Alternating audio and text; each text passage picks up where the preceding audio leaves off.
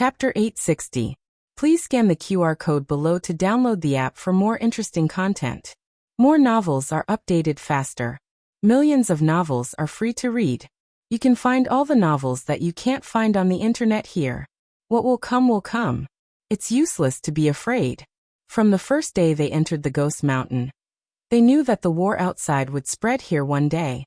They were not afraid of fighting. They would rather die than become the dogs of the Jin state. Shang Guanqing and Tang Yueshan returned to the village first. Gu Jiao went to guard Xian Yuanqi at the entrance of the cave.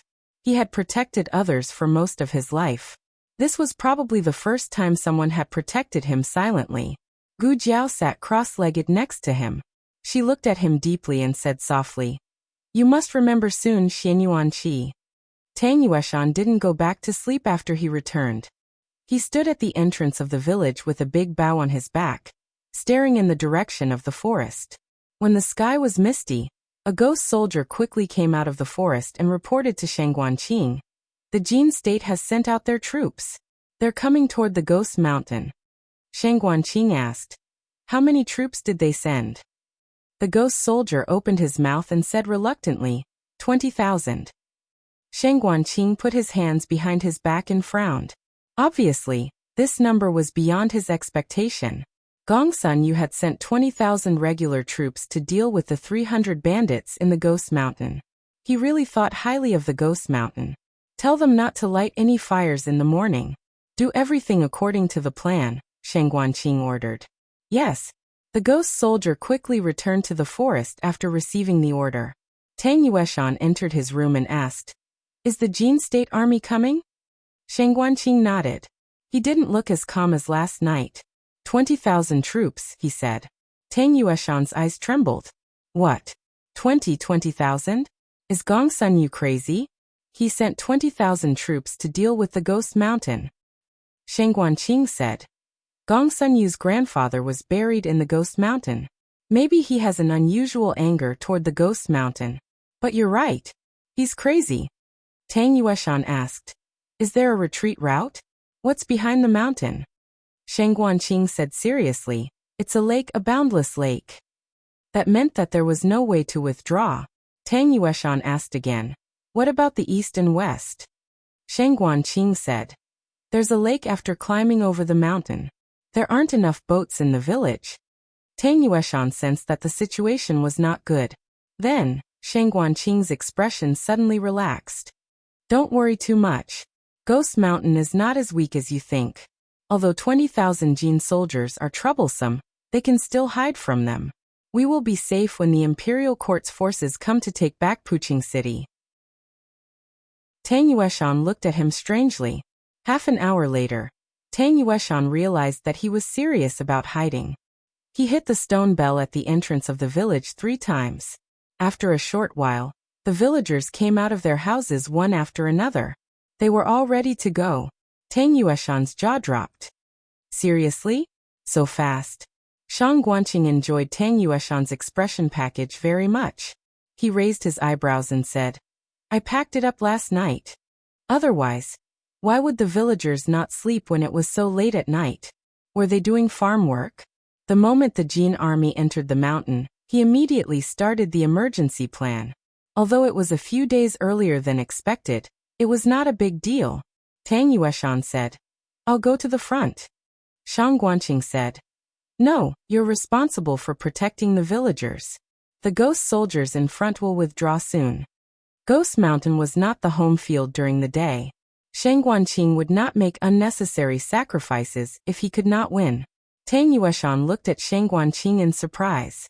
The boy had a charisma that made people trust him. He was so young, but he was calm, courageous, and resourceful, but not radical. Was it an illusion? Why did he suddenly think of old Xiao? There was a mechanism in the ancient well in the village. After it was opened, there would be a hole in the wall of the well. Shang Guanqing arranged 2 ghost soldiers who were familiar with the secret passage to take the lead, and then evacuated the villagers into the passage one by one. What shocked Tang Yueshan the most was that no one, from old man Kue to the 3-year-old children, cried out in fear, nor did they show any signs of panic. Everyone obeyed Shang Guanqing's arrangement. This was an unreserved trust. He thought of Marquis Xianping again. Although Marquis Xianping looked frivolous, wherever he went, the hearts of the people were stirred up. He used to blame it on Marquis Xianping's face, but this boy did not show his face at all. Shang Guanqing looked back and interrupted his thoughts. "It's your turn, Marshal Tang." Tang Yueshan was shocked. "Wait. I didn't say I was the marshal. I only said my surname was Tang. Could it be that the last said it? Yes, it must be. This boy can't know me." Tang Yueshan and Shang Guanqing also entered the passage in the ancient well. The entrance looked small, but it was not narrow. Tang Yueshan, who was middle-aged and fat, could crawl in it without feeling crowded. After crawling for 10 feet, the passage became higher and wider, and he could walk with his body bent. "Are the ghost soldiers still behind?" Tang Yueshan asked. Shang Guanqing bent forward and walked in front. "Yes, they'll be here soon." Tang Yueshan asked, "Then?" Shang Guanqing said, "Then this passage will be sealed." This actually meant that they had given up on the village. But as long as they were alive, there was hope for them to rebuild their home. They walked underground for a long time. The passage became wider and wider as they walked. In the end, they could even walk upright. The candlesticks on the walls of the passage had been lit, and the light reflected on everyone's faces. Tang Yueshan followed at a moderate pace. He thought of something and asked, "By the way, there was a passage in the forest where the battle took place yesterday, right? What if the Jin army found it?" Shang Guanqing paused and sighed. "Then it would be terrible." Jie Xingzhou led 20,000 soldiers into the Ghost Mountain, accompanied by Elder Lu of the Sword Hut and 2 disciples who were good at martial arts. Jie Xingzhou and his team rode horses, while the others walked. It was not that they were reluctant to send cavalry, but the terrain of the Ghost Mountain was not suitable for cavalry. "You didn't find anything after searching for a long time?" Jie Xingzhou asked. "Elder Lu, are you sure that the battle took place in this forest last night?" Elder Lu said indifferently, "I'm sure, and there must be traps and arrays in this forest." Jie Xingzhou said, "But we have searched for 2 hours and found nothing." "General," a soldier lying on the ground suddenly shouted, "we found a passage here." Jie Xingzhou hurried over. When he reached the entrance of the passage, the soldier had already gone down. Not long after, the soldier came up with dust all over his face. He picked up a skeleton claw and said, "There are passages down here leading to different places. They must have been playing tricks down here." Jie Xingzhou ordered his 2 deputies, "Take some people down there and search." Yes. Considering that the ghost soldiers were sinister and cunning, and that they could easily destroy Minhongi's 500 soldiers with only 300 soldiers, they took a lot of people down there. They made a major discovery in the passage. The skeletons that broke out of the ground, the bleeding trees, and the corpses of birds turned out to be traps inside. "A bunch of guys playing tricks," Jie Xingzhou said indifferently. "It seems that it will be over soon." As soon as he finished speaking, there was a terrible explosion underground. The ground shook, and then there were screams coming from the passage one after another. Jie Xingzhou's face changed. "What happened? Answer me." Only screams answered him. "So it's really tragic." Shang Guanqing said, "Once the self-destruction mechanism is activated, no one will be left alive, and it will cut off the passage to the village forever." Wow. Tang Yueshan was secretly amazed. What was the saying? Reading 10,000 books was not as good as traveling 10,000 miles. This trip to the Yin Kingdom had broadened his horizons. It turned out that a war could be fought in this way. Tang Yueshan sincerely admired him. "How did you think of digging so many tunnels? And set up such ingenious traps?" Shang Guanqing said, "It's not me. When I came to Ghost Mountain, there were already underground passages. I just figured out how to use those traps." According to the booklet stolen from the old Ghost King. He couldn't say this, otherwise how could he show off? The last ghost soldier also entered the passage, and the entrance of the well was completely blocked by the trap boulder. They walked for a while, and came to a natural underground cave. The cave was big and long, and there was a stream gurgling through it. The villagers and ghost soldiers sat on the ground together. There was an inexhaustible water source here, and everyone had prepared enough dry food. It was not a problem to hide for a month. If he hadn't seen it with his own eyes, Tang Yueshan wouldn't have believed that there was such a marvelous project in the world. What kind of god dug this? Why did he dig it? Tang Yueshan asked. Will the Jin army dig 3 feet underground? No, Sheng Guanqing said. Sheng Guanqing said, I put a boat on the lake of Dongshan Mountain and made some traces of our escape on the shore. They should think that we left by boat overnight. No wonder you told everyone not to make a fire in the morning. If they made a fire in the morning, the Jin army would know that they were still there last night. Then the boat on the lake couldn't have gone far. But if they escaped overnight, it was not strange that they couldn't see the boat on the lake. The little Ghost King's plan was really flawless. Old Xiao, I found a guy as cunning as you. When I take him back and take him as my godson, let's see if you can still show off in front of me in the future. Tang Yueshan said again. The back of the mountain, Sheng Guanqing said. You've been there yourself. The Ghost King's lair is very hidden. The Jin army can't find it. That was true. Then the next step was to wait in the cave. They would wait for the Jin army to leave voluntarily, or the imperial court to attack and force them to leave. The latter was more likely. Old Xiao, we are trapped in Ghost Mountain. You must come quickly. Digression, third watch, please give me a wave of monthly votes. The latest chapter of this book is not finished yet. For more exciting content, please scan the QR code below to download the app. The novel is more complete and updated faster. Millions of novels are free to read. There are all kinds of novels that can't be found on the internet here. https://www.zhbqg.com/89642_8964286/1055588785. HTML Genius memorized the website address. www.zhbqg.com Bikugo mobile version reading website. Chapter 861. The newest chapter of this book is not finished yet. For more exciting content, please scan the QR code below to download the app. Novels are updated even faster. Millions of novels are read for free. Novels that cannot be found on the internet are all available here. After losing hundreds of men in the forest, Jie Xingzhou's expression became ugly. If it was said that he was following orders to suppress the bandits earlier, and not to avenge Min Hongyi, then right now, he really wanted to ferret out those cunning fellows and kill them one by one. Daring to fool him, Jie Xingzhou, they were really tired of living. Later on, he increased his guard and brought in soldiers from the city who were proficient in divination. The 8 trigrams formation in the forest was broken, and the army finally passed through this dangerous area and came to the entrance of the village. A small stream connected the valley to the village, and the wooden bridge above it had been cut off.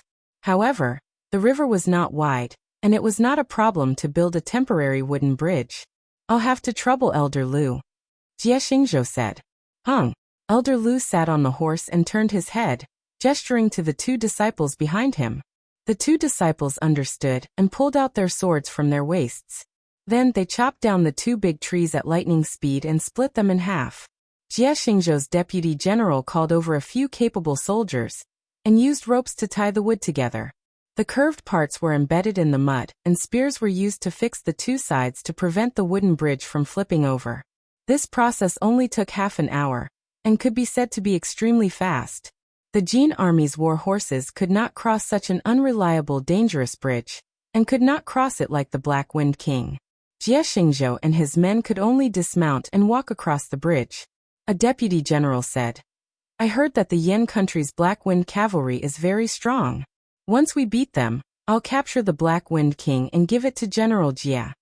Jie Xingzhou did not reply, but he was a little tempted. The Black Wind cavalry was the strongest cavalry of the 6 countries. Other than the cavalry's combat skills, their war horses were 1 in 10,000. Especially the Black Wind King, they were simply war gods among horses. When he was young, he once had the opportunity to witness Xianyuan Li's Black Wind King. He was so scared that he couldn't sleep for 3 days. Even now, when he thought about it, his heart still palpitated.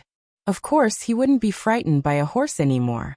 But if he could conquer such a war god horse, it wouldn't be a disgrace to his reputation as a valiant general. I wonder if my lord is interested in the Black Wind King. If she is, then there's basically no chance for me. In just an instant, Jie Xingzhou had already planned the fate of the Black Wind King in his mind. The Jin army entered the village. The deputy general sighed. This village is not small. It can accommodate a few hundred people. He ordered his subordinates. You guys search every house. Yes. The soldiers accepted the order and split into 2 teams. One team searched for the villagers' residence, while the other searched for the ghost soldiers' camp. The result was disappointing. Other than finding a few wild boars that they couldn't take away, they didn't even see a shadow of a person. Escaped? Jie Xingzhou frowned. He called over the 2 spies who stayed behind last night and asked, Did you find anything last night? The first spy reported, replying to the general, The 2 of us were lying in ambush at the entrance of Ghost Mountain last night.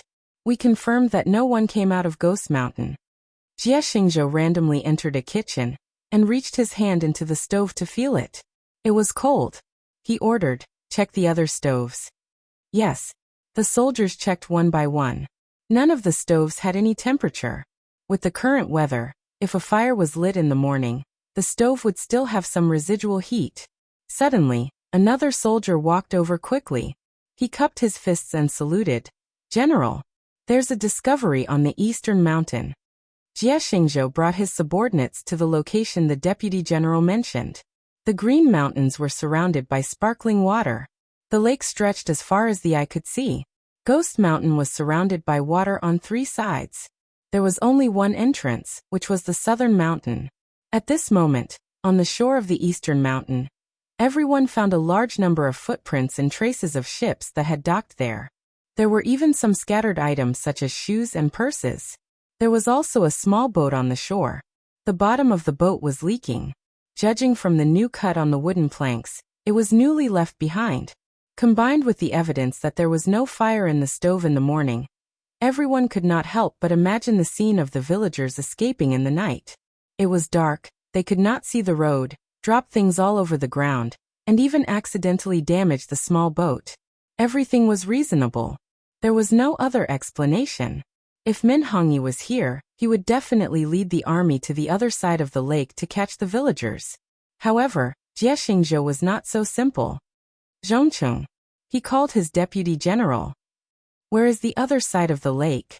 I have not been there either, Zhongcheng said. He was a spy planted in Pu City by the Jin Kingdom.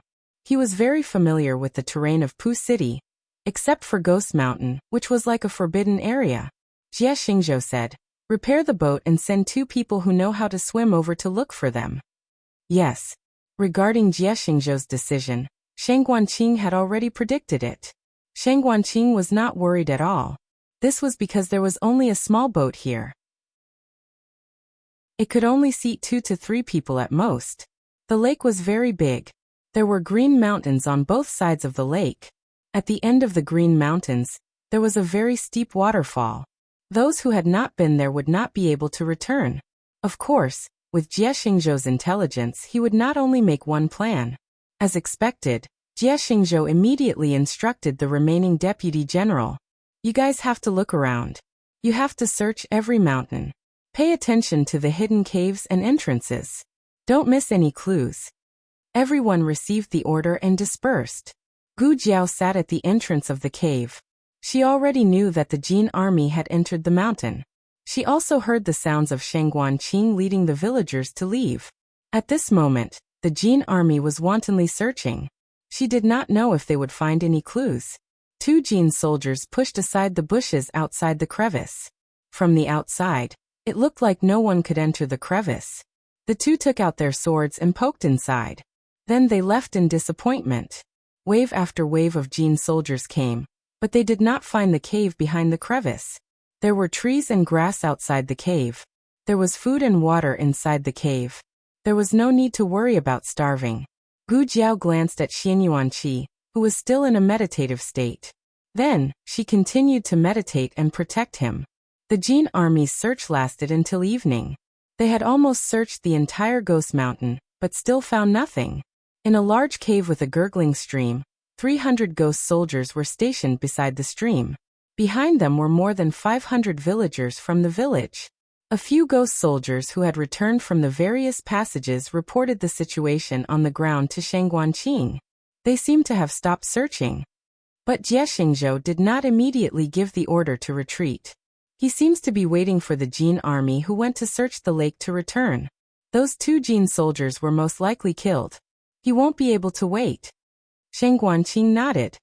If he can't wait, he only has 2 guesses. One is that they met with an accident. The other is that they were killed by us. Jie Xingzhou may guess the latter. There are no other boats here. He has to go to the city to transport them. Plus, he has to search the lake and the shore. This can delay him for a few more days. Then he turned around and looked at the nervous villagers sitting on the ground.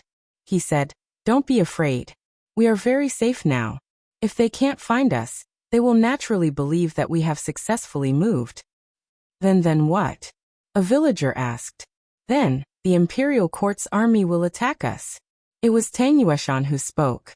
He walked forward and said to the villagers, whose eyes were full of hope, "Today the imperial court's army is attacking the Liang army. After that, they will come to Puqing to deal with the Jin army." Sheng Guanqing translated. Everyone thought it was a dialect. Sure, Yi did not think much about it. The villager said excitedly, "So we will all be saved?" Tang Yueshan said, "Of course. The imperial court's army will arrive in at most 5 days. Attacking the Liang army, capturing the Nangong family, and taking back the new city. With old Zhao's speed, 5 days was enough. Old Zhao's daughter-in-law was still here. If they did not arrive in 5 days, old Zhao would definitely guess that he and the girl were in trouble. He would definitely speed up the attack on Puqing." Sheng Guanqing repeated his words in the language of the Yan kingdom. "How do you know?" another villager asked. Tang Yueshan opened his mouth, thinking about how to explain his identity. Sheng Guanqing put his hands behind his back and said calmly, "He is Marshal Tang, who was sent by the imperial court." Everyone present was from the border, and did not know much about the high-ranking officials of the imperial court. However, when they heard that it was the marshal, they immediately believed his words and rekindled their hope. Everyone looked at each other and smiled. They all put their hearts back into their stomachs. Tang Yueshan said softly, "Isn't it a little bit?" Sheng Guanqing raised his eyebrows and said, "I didn't say which marshal or which imperial court he is." Tang Yueshan was speechless. He wanted to say something but suddenly noticed the movement above. He hurriedly put his finger to his lips and gestured for silence. The villagers were very cooperative. Even Littling, who was more than a year old, covered her mouth with her little hand under her brother's signal. Littling was obedient. Littling did not speak. The cave suddenly became silent. "Okay, let's camp here tonight." They heard the voice of the Jin army. The border trade of Puqing was developed.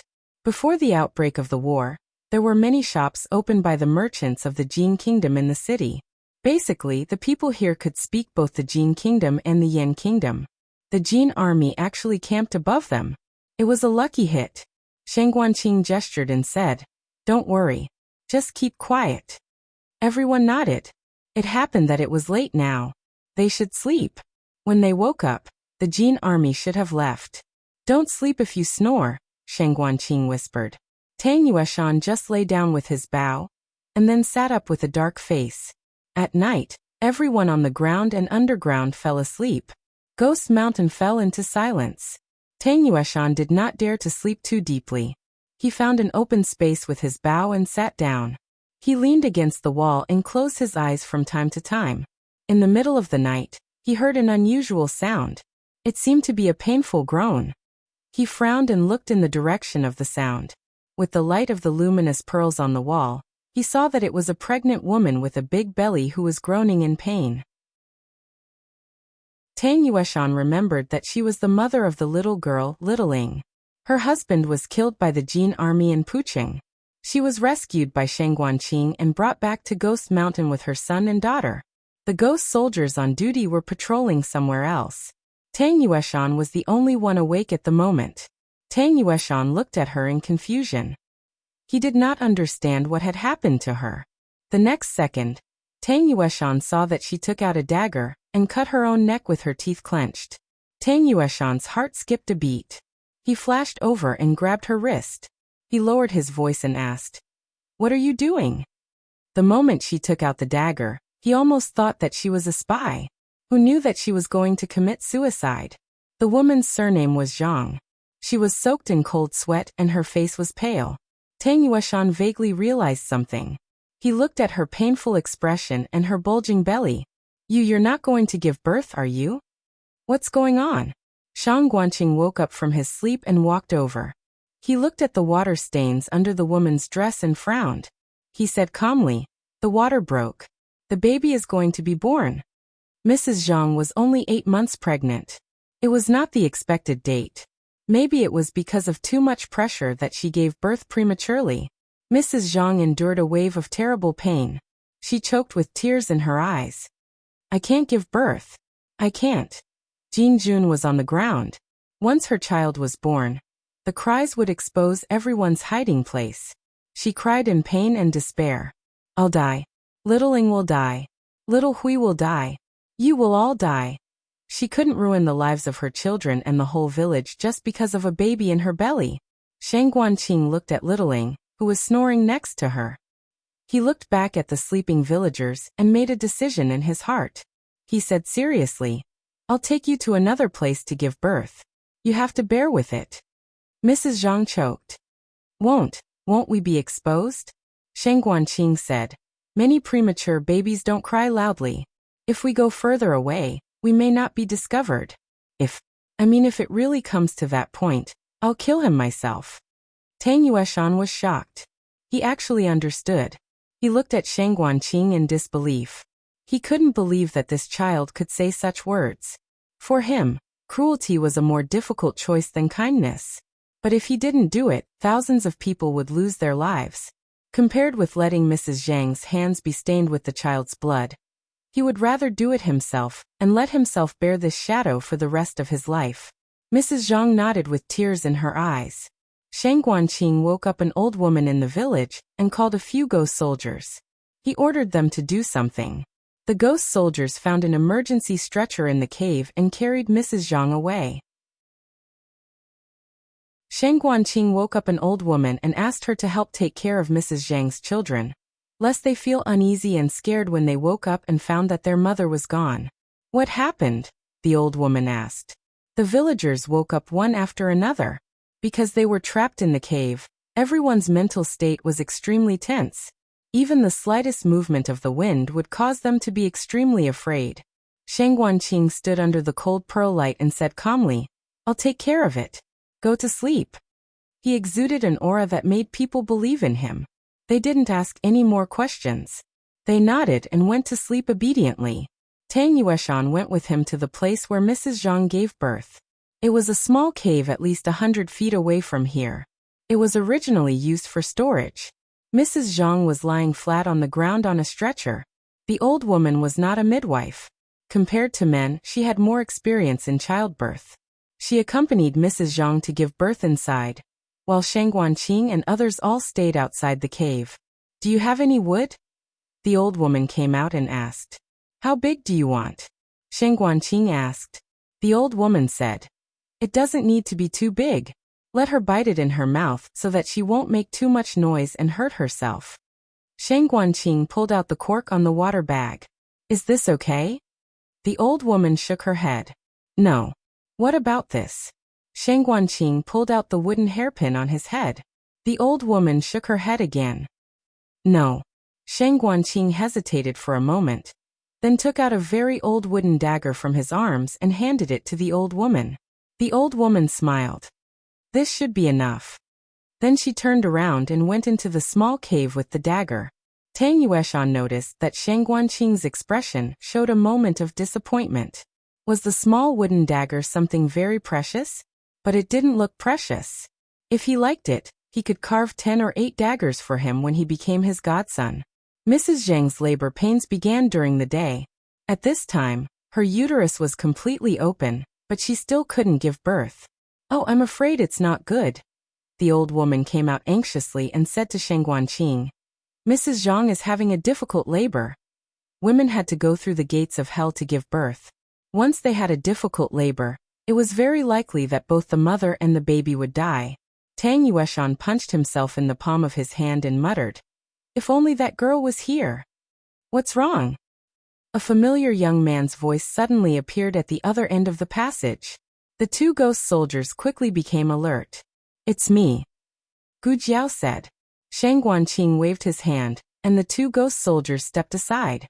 Gu Jiao pushed open a secret door and climbed out. She patted the dust off her body and whispered, "It's hard to find here."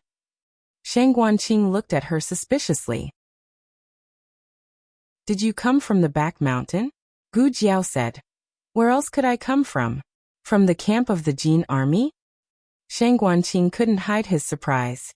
"There's a tunnel in the back mountain? And it's connected here?" "What? You don't know?"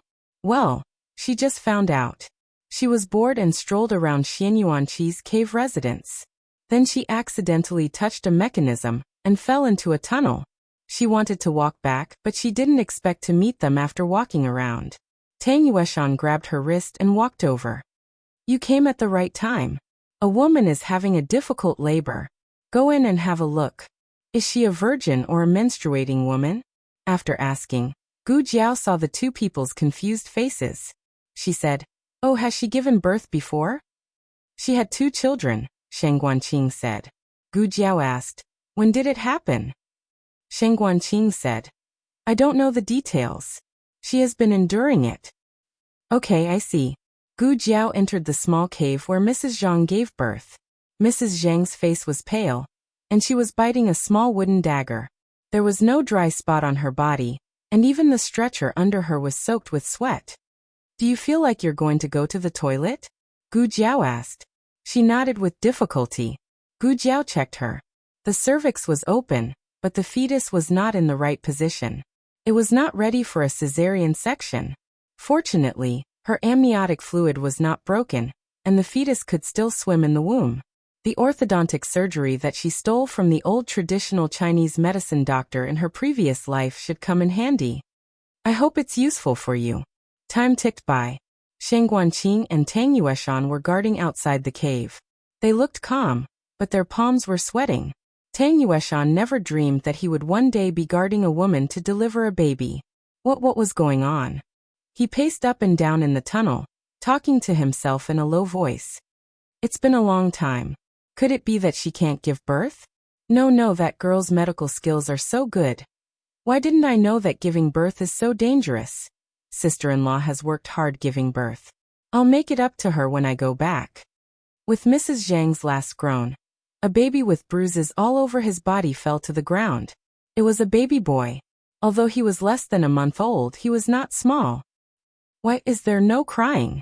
Mrs. Zhang looked weakly at the baby in Gu Jiao's arms. Gu Jiao grabbed the little boy's feet, lifted him up, and spanked his little but a few times. The little boy finally moved.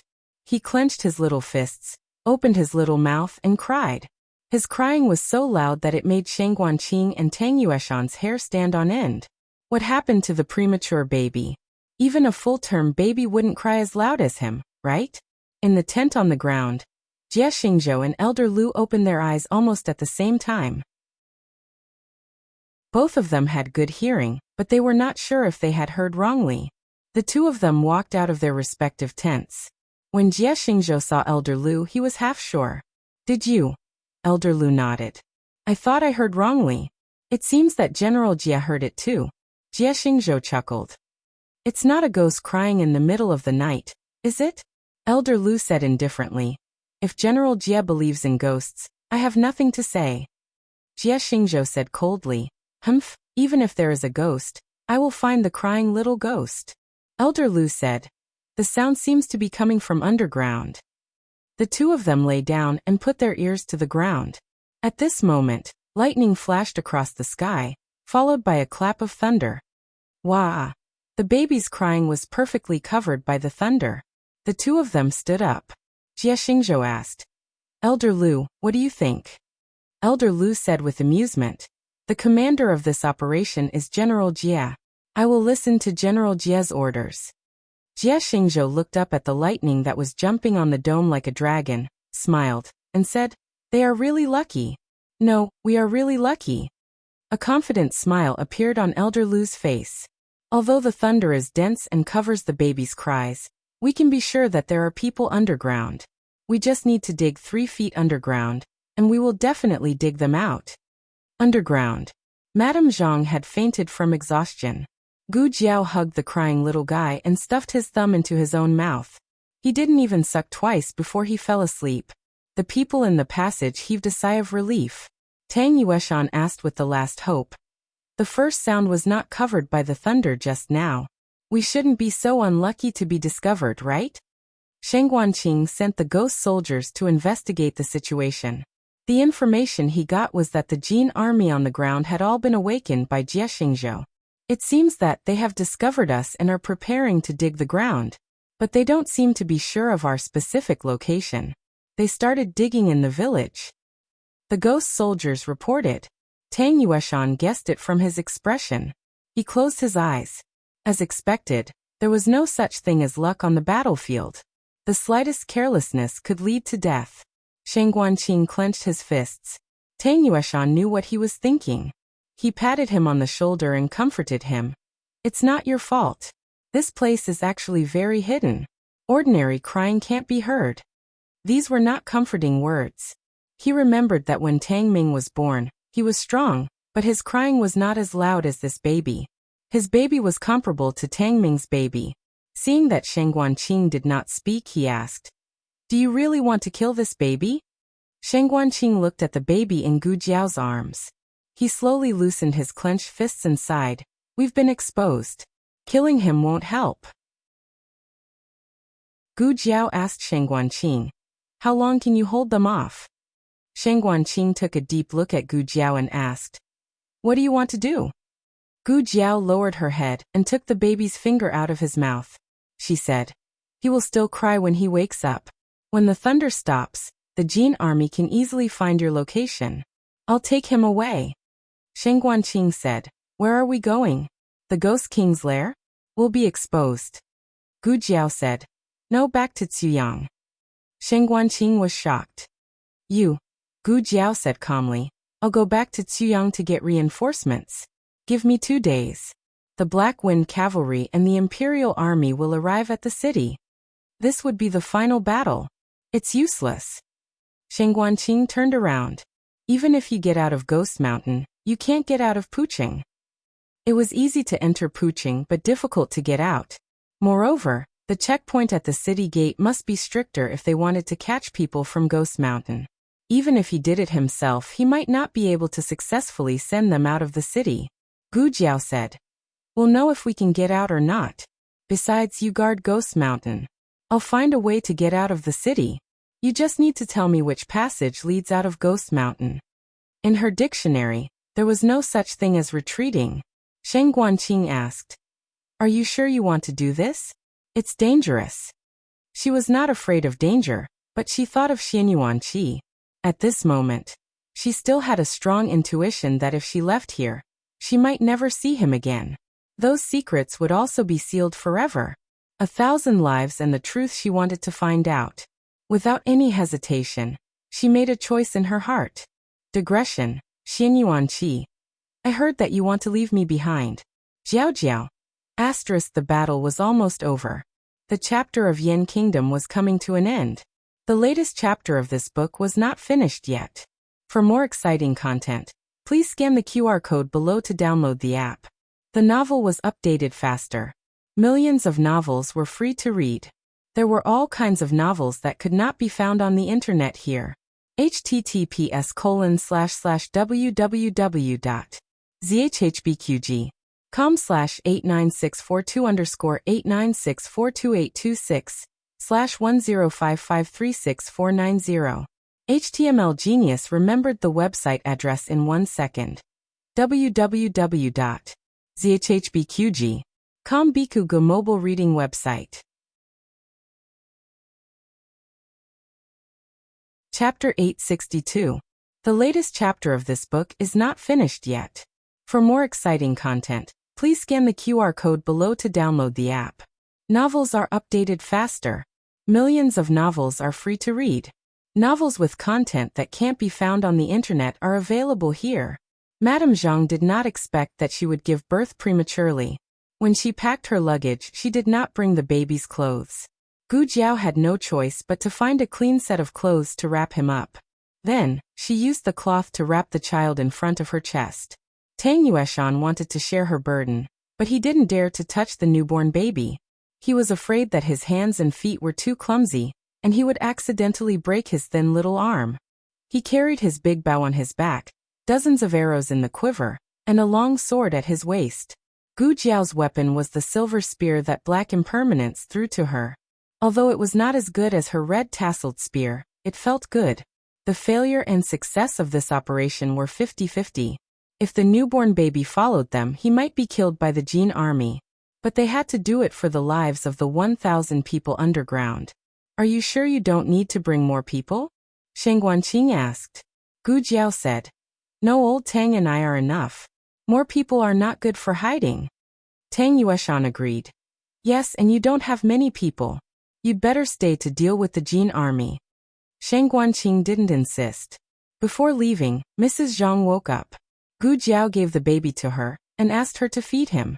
After feeding the baby, Mrs. Zhang gave the baby to Gu Jiao with tears in her eyes. Shang Guanqing led the way, and 2 ghost soldiers covered the back. They walked in the winding passage. The deeper they went, the more Tang Yueshan was amazed by the magic of these underground passages. If there was such a siege in Yueqing city of the Zhao kingdom, the Chun kingdom's army would have been wiped out. There are few ghost soldiers, but the passage is like an underground maze. It's narrow and difficult to pass through. 20,000 soldiers can't come in at once. If they come in one by one, they will be easily defeated one by one. He muttered to himself. He was more confident about the survival of Shang Guanqing and the villagers. Of course, the Jin army was not weak. Every time a group of people died, they could figure out the rule of a passage. The longer it took, the more unfavorable it was for the ghost soldiers. We have to let the imperial army of the Yan kingdom come as soon as possible. F***ck. I didn't even worry this much when I was fighting in Zhao country. Forget it. Everything was for his godson. We're here. Shang Guanqing stopped at the end of the tunnel. He held the oil lamp in his hand and shone it on the wall. Behind this wall is the tunnel that leads to the entrance of Ghost Mountain. After you leave, this tunnel will be destroyed and no one will be able to enter. Let me ask you one last time. Have you thought it through? Even if you were killed at the entrance of Ghost Mountain, I wouldn't be able to save you. I know, Gu Jiao said. Shang Guanqing carried the oil lamp, and the dim light fell on Gu Jiao's young and calm face. The red birthmark bloomed like a beautiful flower in the dark night. Shang Guanqing said, although we haven't known each other for long, you have a familiar aura. Because we are family, little days Qing. Gu Jiao said seriously. Open the passage. I will get you out of here and take you to see your father, your mother, and your brother. You are everyone's savior, so please hold on, Shaoqing. Gu Jiao and Tang Yueshan went out of the passage. There was a very slight sound of sand flowing from underground. It was the passage being filled up by the mechanism. Tang Yueshan and Gu Jiao came behind a big tree. They were dozens of steps away from Ghost Mountain. But the tricky thing was that there were hundreds of soldiers of Jin guarding there. They couldn't force their way in. They didn't ride the Black Wind cavalry, and would be easily caught up by the cavalry of Jin army. Tang Yueshan made a gesture and said silently, let's go around them from behind. It was not yet dawn and it was dark all around. If they were careful, they could avoid it. The premise was that the little fellow didn't cry. Gu Jiao looked at the sleeping little fellow and nodded slightly. Who is it? A Jin army soldier turned his head and shouted. It's a wild rabbit. His companion smiled and caught the wild rabbit. We'll roast it later. Gu Jiao and Tang Yueshan quietly walked behind the two. Ghost Mountain was high and it was very cold at night. More than half of the Jin army had gone to rest. Only a dozen soldiers were around the campfire, warming themselves while guarding the entrance. No one noticed that not far away, there were 2 silhouettes quietly passing by. Just as the 2 of them were about to walk out of the forest, Gu Jiao stopped in her tracks. What's wrong? Tang Yueshan asked her with his eyes. Gu Jiao said, I think I stepped on something. Tang Yueshan was about to speak, but the next second he also froze. He swallowed and continued to make eye contact. I think I stepped on something too. The two of them raised their heads at the same time, only to see several rows of sharp knives hanging from the lush branches above their heads. The shiny tips of the knives were aimed at them. If they let go of their feet, it would rain knives from the sky. This was not an ordinary knife rain. It was made of silk and moved faster than arrows. Even an Hun would not be able to dodge it. It's over. It's over. This is what it means to die before the battle begins. Tang Yueshan said. Is the Jin army that powerful? Gu Jiao said. I think it's Shangguanqing. This was supposed to be a way to deal with the Jin army. Unfortunately, she and Tang Yueshan were the ones who stepped on it. Tang Yueshan said. What do we do now? Wait. Gu Jiao said. Wait for the children to cry and we'll be exposed. Or wait for the Jin army to patrol, and we'll still be exposed. Tang Yueshan was speechless. Okay, I'm going to relieve myself. One of the Jin army soldiers stood up and stretched. He rubbed his hands and sighed. It's so cold on the mountain. His companion teased him. Lazy people poop a lot. Who else is going? Why? Are you afraid of ghosts? Aren't you? Okay, let's go together. This time, it was completely over. With more than a dozen people coming together, there was no way they could hide anymore. Gu Jiao gripped her silver spear tightly. Then let's fight our way out. Tang Yueshan said. Grab someone to block the knives. Gu Jiao said. Got it. More than 10 Jin army soldiers came into the forest. The two of them were ready to be exposed. They hoped that the Jin army would not shoot them. Instead, it would be better if they got closer. One of the Jin army soldiers who was a little drunk unbuckled his belt. He glanced at them and asked uncertainly, Huh? Is there someone over there? They did not even care about their pants. They quickly took out the bows on their backs. Shoot. F***ck. They were really coming to kill them. Tang Yueshan's scalp went numb. How could they dodge? If they let go, they would be stabbed to death. If they did not, they would be shot into a sieve. In the nick of time, a ghostly shadow flashed over. It grabbed Gu Jiao with one hand and Tang Yueshan with the other. With a swoosh, it took them away from the spot. A rain of knives fell from the sky and cut the arrows in half. Let's go and take a look, said one of the Jin army soldiers. They fastened their belts and came to the scene. When they looked carefully, they were all dumbfounded. There was no one on the ground. There was only a prey that had been stabbed. What? It's just a stupid roe deer. One of the Jin army soldiers muttered. It seems that it triggered the trap here. Another Jin army soldier said. I told you that the forest is not safe. We should be careful in the future. Don't step on any traps. Gu Jiao and Tang Yueshan were taken into an underground tunnel by the shadow that suddenly appeared. Gu Jiao had guessed who it was, but she still took out a torch and shone it. When she saw the old face, she felt a long-lost feeling in her heart. It was as if the person she had been waiting for finally appeared. It's you, she said. Who is he? Tang Yueshan asked. Gu Jiao looked at the man in armor and said, General of the Yan Kingdom, Xianyuanqi. Xianyuanqi. As a general, Tang Yueshan had naturally heard of the generals of the Xianyuan family, but the one he heard most was the head of the Xianyuan family, the war god of the Yan Kingdom, Xianyuanli, and Xianyuanli's eldest son, Xianyuancheng, who was known as the Little War God. He had not heard much about Xianyuanqi. I remember now.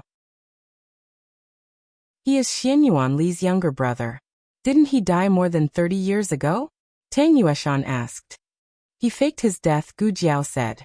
Xianyuanqi's eyes fell on Gu Jiao's face. He said slowly, You know about me?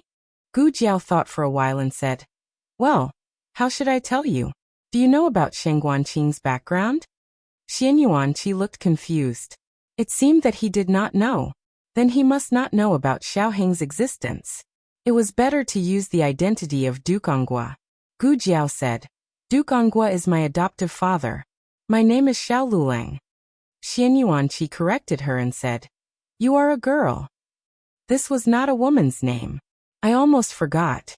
When I fought with him, I revealed that I was a girl. Gu Jiao spread her hands helplessly and said, Okay, my original name is Gu Jiao.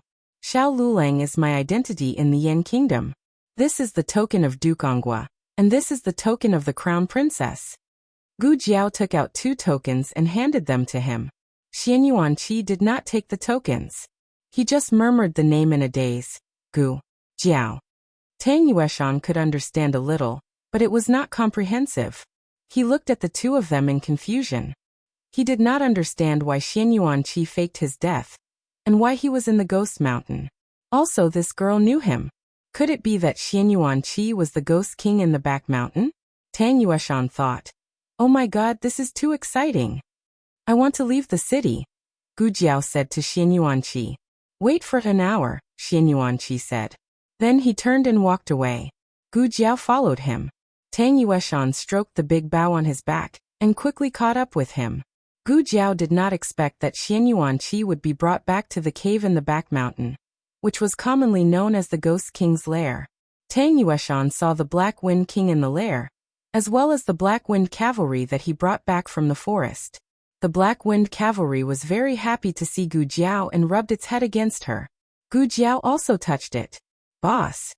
Then, the Black Wind King found a strange smell and sniffed in Gu Jiao's arms. It's a newborn baby. I want to take him out of the city, Gu Jiao said to the Black Wind King. The Black Wind King sniffed and accepted the little guy's smell.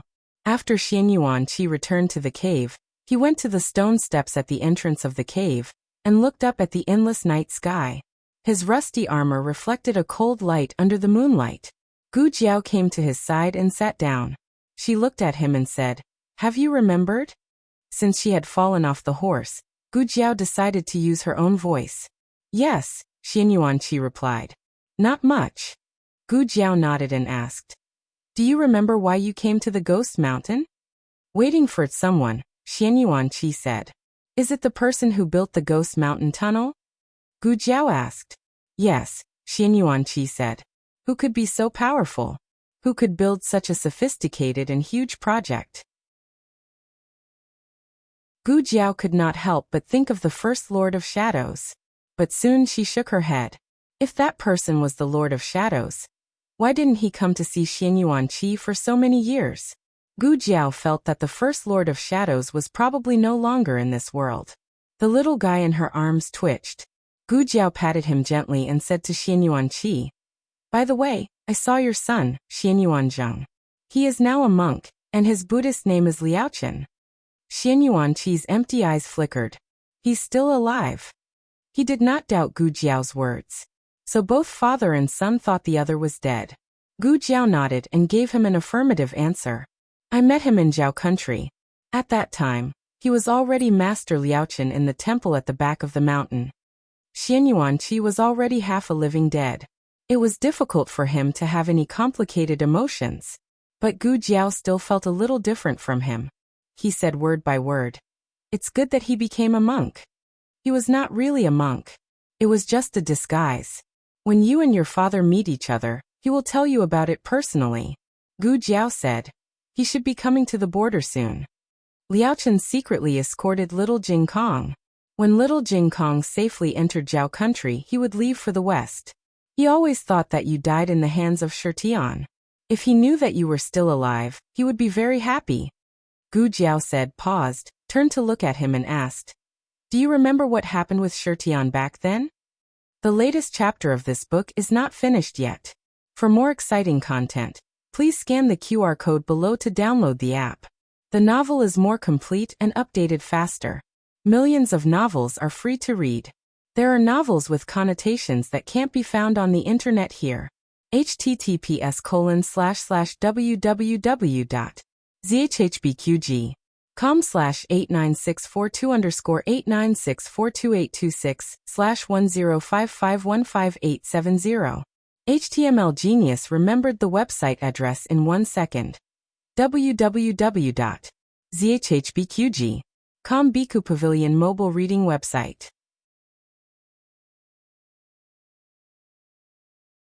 Chapter 863.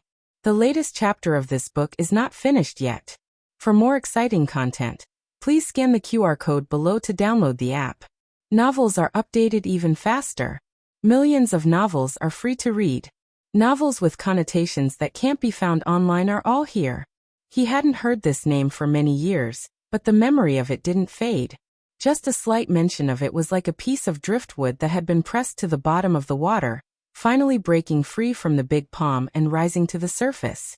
I once fought with him. That battle was the most thrilling battle in Xian Yuanqi's life. Shi Tian was clearly only a 13 or 14-year-old boy, but he showed more terrifying strength than Xian Yuanli. Xian Yuanqi only found out later that it was because he had been poisoned by purple grass poison. The poison stimulated his potential, but even so his talent was unique in the world. Other than the First Lord of Shadows, Xian Yuanqi couldn't think of anyone else in the world who could defeat that boy. I lost. Xian Yuanqi said. So you two still fought. Since you lost, how did you escape? Gu Jiao remembered that Shi Tian's mission was to kill the Lord of Shadows, and the Lord of Shadows at that time was Xian Yuanqi. Combined with the information she got from the border, Gu Jiao speculated that the goal of the Sword Hut back then should be to destroy the entire Shadow organization, including the State Preceptor Hall and Xian Yuan family that were under the protection of the Shadow organization. Shi Tian had no reason to let Xian Yuanqi go, unless he was also heavily injured. He stopped. Xian Yuanqi said. Gu Jiao was slightly surprised. Why? Xian Yuanqi mechanically and slowly shook his head. I don't know. He fell to the ground with serious injuries. Shi Tian's sword was at his throat, but the sword suddenly stopped moving forward. He looked at Shi Tian in surprise. His vision was already blurred by blood, and he couldn't see Shi Tian's expression. But he could feel that Shi Tian was looking at him, and Shi Tian's murderous aura faded little by little. In the end, Shi Tian didn't say a word, turned around and left. He left. This didn't conform to Shi Tian's style. In fact, whether it was Shi Tian in the past or Long Yi now, once he received an order, he would complete it at all costs. Gu Jiao rubbed his chin. It's so strange, you said that Shi Tian was looking at you. Did he see something on you that made him stop killing you? Xian Yuanqi. I don't know. Gu Jiao. Do you have any special items on you? No. The only special item on Xian Yuanqi's body was the shadow token, but before the Sky Splitter made his move, he had already secretly handed the shadow token to Xian Yuanzheng. Gu Jiao really couldn't figure out why Shi Tian stopped for no reason. Gu Jiao originally thought that it was because both sides were injured that led to the situation later. Not long after Shi Tian fought with you, he lost his memories. He mistakenly entered the Xinyang princess residence and became a dragon shadow guard. I once wondered if it was you who beat Shi Tian until he lost his memories. I don't think so. Xian Yuanqi said. Now you can.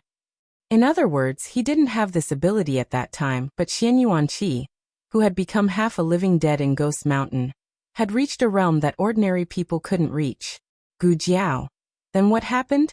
After Shi Tian left, did you come to Ghost Mountain immediately? Xian Yuanqi, no. After that, he was chased by the Sword Hut for several years. After he finally faked his death as the second Lord of Shadows, he finally returned to the Yan Kingdom. However, what greeted him was the bad news that the Xian Yuan family had rebelled and was destroyed. Everyone was dead. His eldest brother was dead, his sister-in-law was dead, Cheng his brothers and Azi were also dead. The crown princess was deposed, and his sister, Empress Xian Yuan, was banished to the cold palace. He couldn't even contact any of the old subordinates of the shadow guards. He thought that they and Zheng had all been killed. Gu Jiao said, Xian Yuanzheng didn't return to the Yan Kingdom after you parted ways, but stayed in the Zhao Kingdom. The old subordinates of the shadow guards you mentioned might have gone to the Zhao Kingdom to look for him. Xian Yuanqi suddenly realized. No wonder I couldn't find them. Continue, Gu Jiao said. Xian Yuanqi didn't continue. After he returned to the Yan Kingdom, he saw that the Xian Yuan family had been severely damaged. He was greatly affected, and his old injuries hadn't healed yet, so he fell ill. He lost the will to live. When he was about to die, he heard that person's voice. Xian Yuanqi, I need your help. Wait for me at Ghost Mountain. Help me do something. What is it? When the time is right, you will know. How do I know when the time is right? You will know. If the time isn't right, It will be a regret for all of us. At that time, he was having a high fever and was in a daze. He could only see a blurry shadow. If he hadn't found the token beside him on the ground when he woke up completely the next day, he would have thought that he was dreaming the night before. The person who had been missing for many years really reappeared. However, he disappeared again after giving him a task that he didn't have any clue about. Even so, he still pulled himself together and went to Ghost Mountain without hesitation. At first, Ghost Mountain wasn't the burial ground of the Xianyuan army. Instead, it was the place where they threw the corpses. He buried one corpse after another with his bare hands. At first, he thought that this was the task given to him by that person. Gradually, with the invasion of countless Liang and Jin armies and even some bandits, the graveyard was severely damaged. He felt that protecting this graveyard was his task. He looked at the endless graveyard all day long. He didn't know when, but he didn't remember that he was still alive. However, the longer he stayed, the more confused he became. What was his task? His life was coming to an end, but that person still hadn't come. His task still hadn't come. This was a secret between him and that person. He couldn't tell a third person. Therefore, Xianyuanqi didn't say this part. Gu Jiao saw that he was silent and didn't force him. Everyone had their own secrets. Besides, they had gained a lot tonight. Other than the mystery of Long Yi's amnesia, the rest of the truth had surfaced. Girl, how much longer do we have to wait? Tang Yueshan urged her at the entrance of the cave. Soon. Gu Jiao answered and turned to ask Xianyuanqi. What did you mean by asking us to wait for an hour? Xianyuanqi said. After an hour, the passage will open. It will lead directly to the outside of Ghost Mountain. Horses can go. Gu Jiao suddenly understood. I see. If they went directly out of Ghost Mountain, they could perfectly avoid the Jin army in the forest. It was indeed the best choice at the moment. Besides, horses could also go. With the speed of the Black Wind King, she could reach Cuyang faster. Gu Jiao paused and asked him, Are you coming with us? Or do you want to stay in Ghost Mountain and wait for that person? Xianyuanqi didn't answer. Gu Jiao understood his choice. He lived for more than 10 years in the latter half of his life to wait for that person. He wouldn't leave easily. Gu Jiao said, Take care. Girl, my knife holder is broken. Tang Yueshan walked over and handed the 2 halves of the leather knife holder to Gu Jiao.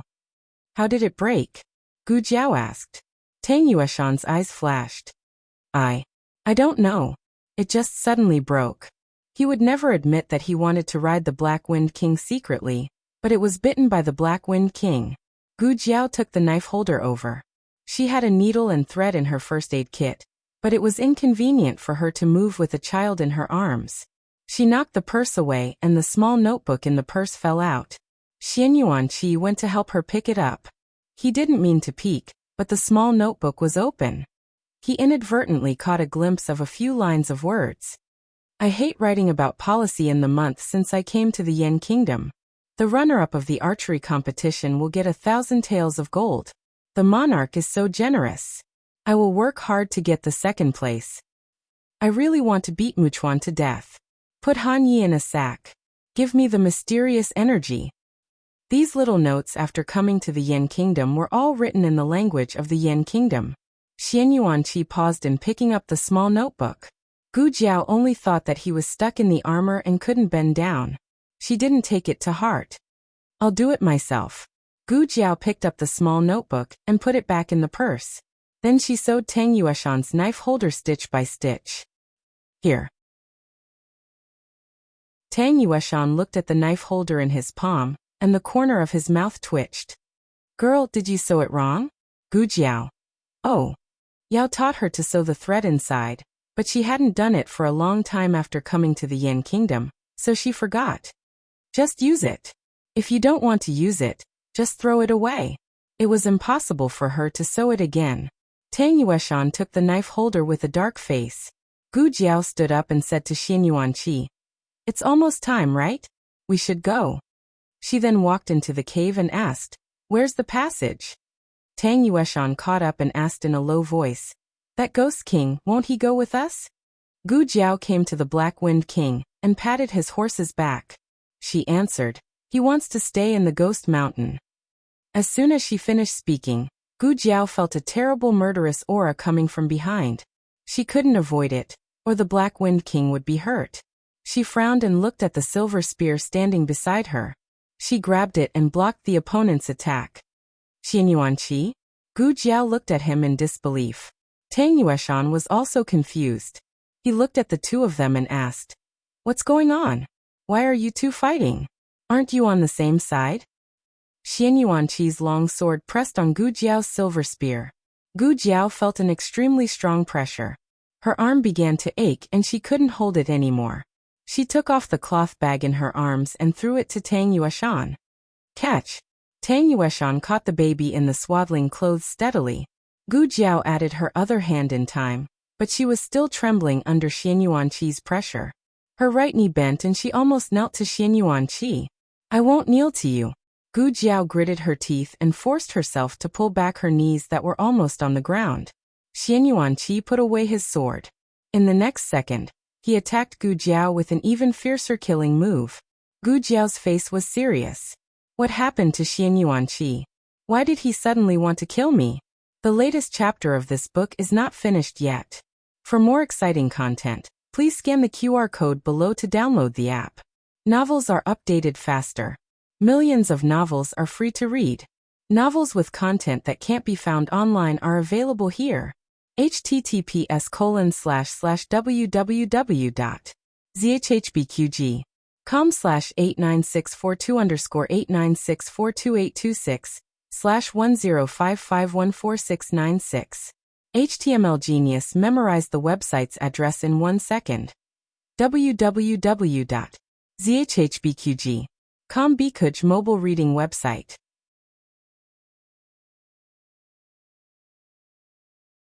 Chapter 864. The latest chapter of this book is not finished yet. Please scan the QR code below to download the app. The novel is more complete and updated faster. Millions of novels are free to read. All the novels that can't be found online are available here. Gu Jiao was not the only one who was confused. Tang Yueshan was also completely surprised. This old ghost king named Xianyuanqi was obviously on the same side as Gu Jiao. They got along well. One was the general of the Xianyuan family, and the other was the new commander of the Xianyuan cavalry. I almost forgot that Xiaoheng is the son of the crown princess. Then this girl is actually a relative of Xianyuanqi. Hey, stop fighting. Tang Yueshan rushed over to stop them. However, Xianyuanqi's second attack was too fierce. He was one step too late, and the power of that attack had already fallen on Gu Jiao. Gu Jiao raised her silver spear again to block it. The moment the weapons collided, even sparks were created from the friction. Tang Yueshan didn't know whether to worry about Gu Jiao's safety, or whether the Jin army outside would hear them. "Girl, hold on for a while. I'll go and take a look."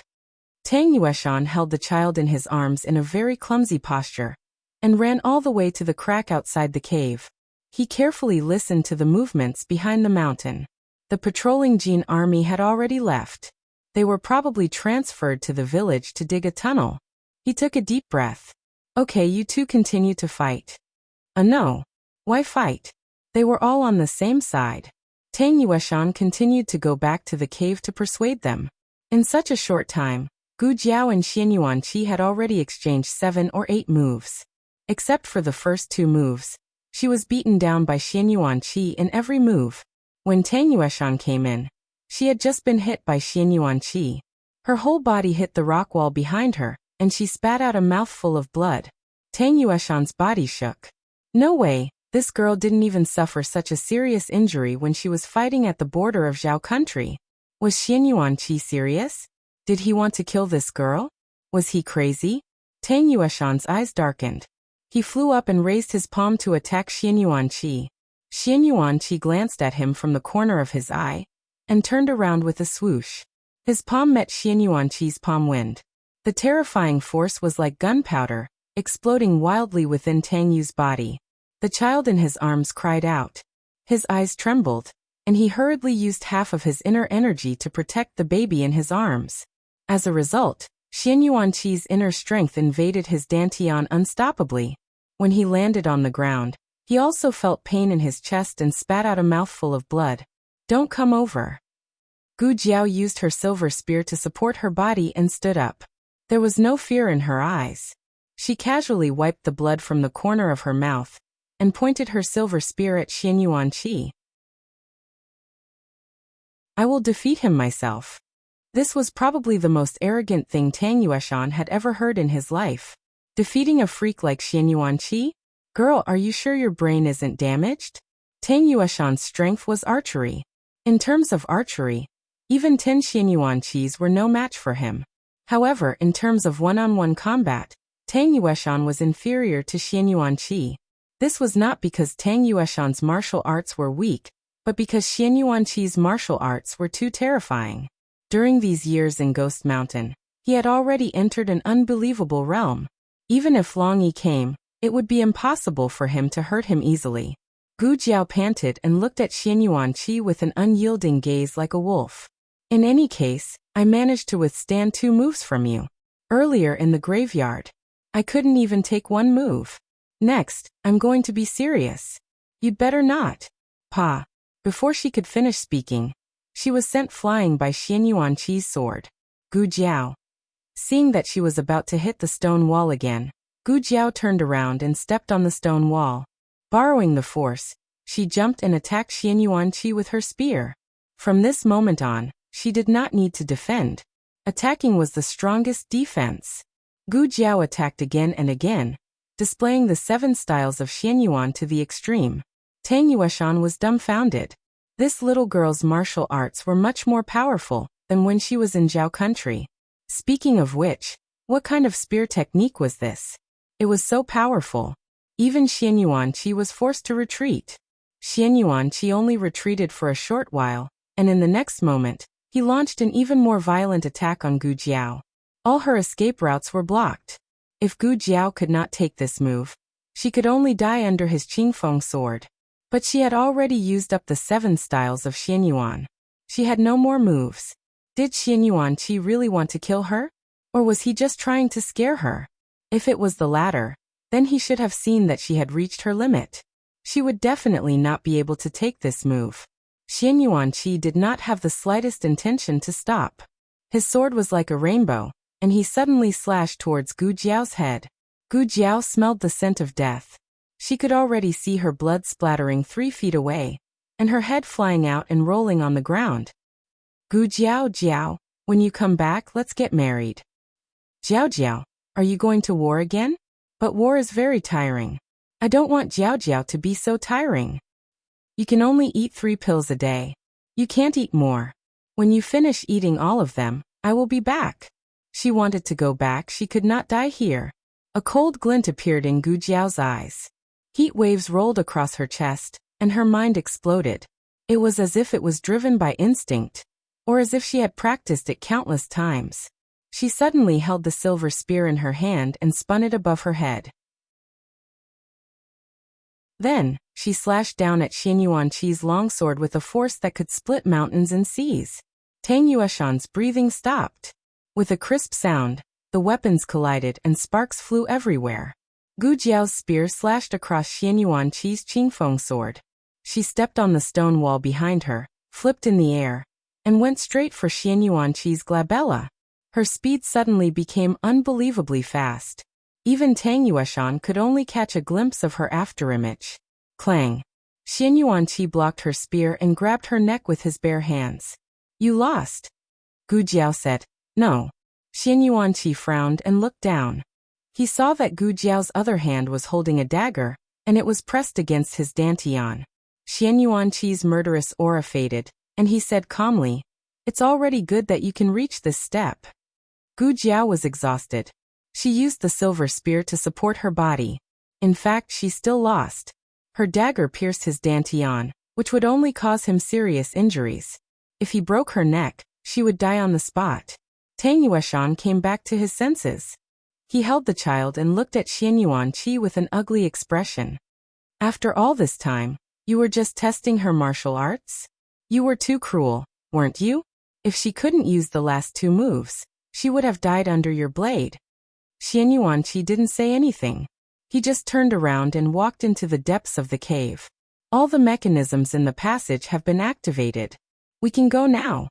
The Black Wind King came over and rubbed his head against Gu Jiao to comfort her. Gu Jiao took a deep breath.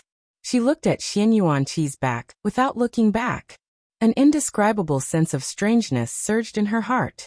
Xian Yuanqi didn't hold back at all just now. It was as if he was sure that she could use the last 2 moves. However, the Xian Yuan family's spear technique only had 7 moves. The last 2 moves were forced out by her in a hurry. Was this guy trying to stimulate my potential? Other than that, I can't think of any other possibility. After Gu Jiao recovered a little bit of strength, she turned around to pick up the things that had fallen on the ground during the fight. Why is it missing? She looked around. What's missing? Tang Yueshan asked. A small booklet, Gu Jiao said. It was the information that she had memorized from Gong Sun Yu's study. She was afraid that she would forget it, so when Xian Yuanqi woke up, she drew out all the pictures in her mind. It was very important. It was related to the victory of the entire battle, and the lives of hundreds of thousands of people in Pu City. Found it. It's here. Gu Jiao bent down and picked up the booklet from a crack in a stone. She opened it and checked it. After making sure that she didn't miss any page, she and Tang Yueshan led their horses and caught up with Xian Yuanqi. They entered a relatively tall passage through a stone door. However, it was still very narrow and couldn't accommodate 2 people walking side by side. In addition, the Black Wind King and the Black Wind Rider had to lower their heads. Otherwise, it would be difficult for them to move forward. The 2 horses had never been trained to go through tunnels. After entering, the 8-year-old Black Wind Rider started to feel uneasy. The Black Wind King also felt uncomfortable. Gu Jiao turned around and stroked the horse's mane to comfort it. It's okay, boss. The Black Wind King forced himself to calm down. Tang Yueshan also comforted his horse in a low voice. He didn't even comfort his own son like this. After walking for a long time, they finally arrived at the exit. Xian Yuanqi pressed the switch. The cold moonlight shone in, and the cool night wind blew. Everyone breathed in the fresh air that they hadn't had in a long time. There was a vent in the tunnel that was connected to the ground. It was covered by bushes and thorns. However, the ventilation was poor. They were all sweating. The 3 people and 2 horses came out of the tunnel. This was an abandoned village. It was surrounded by mountains on 3 sides. The official road was in the north. They came out of a cowshed less than 100 meters away from the official road. Then goodbye. Gu Jiao said goodbye to Xian Yuanqi. Xian Yuanqi didn't say anything. He came to the Black Wind King's side, stepped on it with 1 foot, and sat on it. Gu Jiao blinked. Xian Yuanqi reached out to Gu Jiao expressionlessly. Gu Jiao was stunned. She stretched out her little paw arrogantly. Didn't you say that you don't want to go with us? Why? Aren't you going to stay in Ghost Mountain? I changed my mind, Xian Yuanqi said lightly. He pulled Gu Jiao onto the horse. Gu Jiao sat behind him. It was quite sudden. Digression, Black Wind King. Master, you should lose weight. Xian Yuanqi, I want to eat horse meat tonight. Black Wind King. I made a mistake. Again. Little Zhan Jiao, you should lose weight. Jiao Jiao. Oh, the latest chapter of this book is not finished yet. For more exciting content, please scan the QR code below to download the app. Novels are updated faster. Millions of novels are free to read. All the novels that can't be found online are here. https://www.zhbqg.com/89642_8964286/1054943777. HTML Genius memorized the website address in 1 second. www.zhbqg.com Biku Pavilion mobile reading website.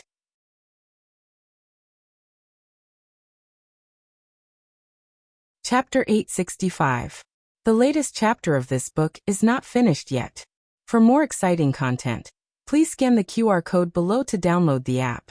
Novels are updated faster. Millions of novels are free to read. There are all kinds of novels that can't be found online. Gu Jiao and Xian Yuanqi were riding on the same horse, so it was inconvenient for her to hold the child. She was afraid that the child would be squashed into a meat patty if she suddenly braked. Old Tang, here you go. Gu Jiao handed the child to Tang Yueshan. Tang Yueshan stretched out his arms, wishing he could take the child as far away as possible. Can I refuse? Gu Jiao raised her chin and said proudly, no.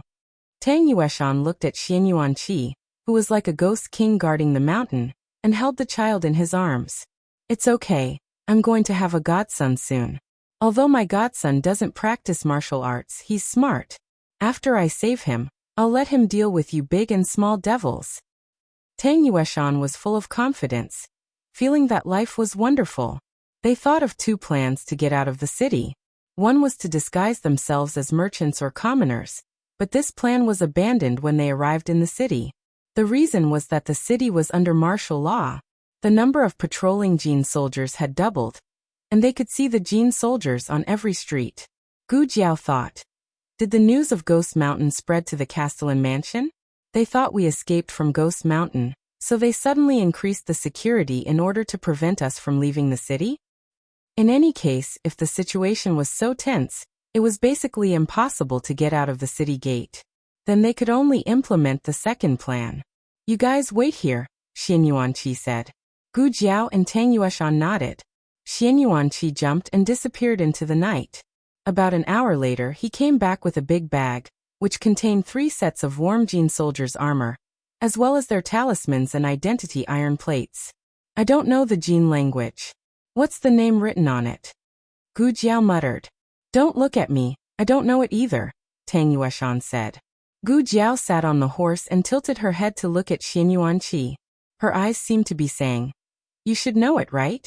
The knowledgeable and talented second Lord of Shadows? Xian Yuanqi took the iron plate and let go of it exaggeratedly, letting the iron plate fall into the ground. Ah, it's gone. Gu Jiao was speechless. You, really, don't know. Bah. Well, this kind of iron plate was usually used to identify corpses after death in battle.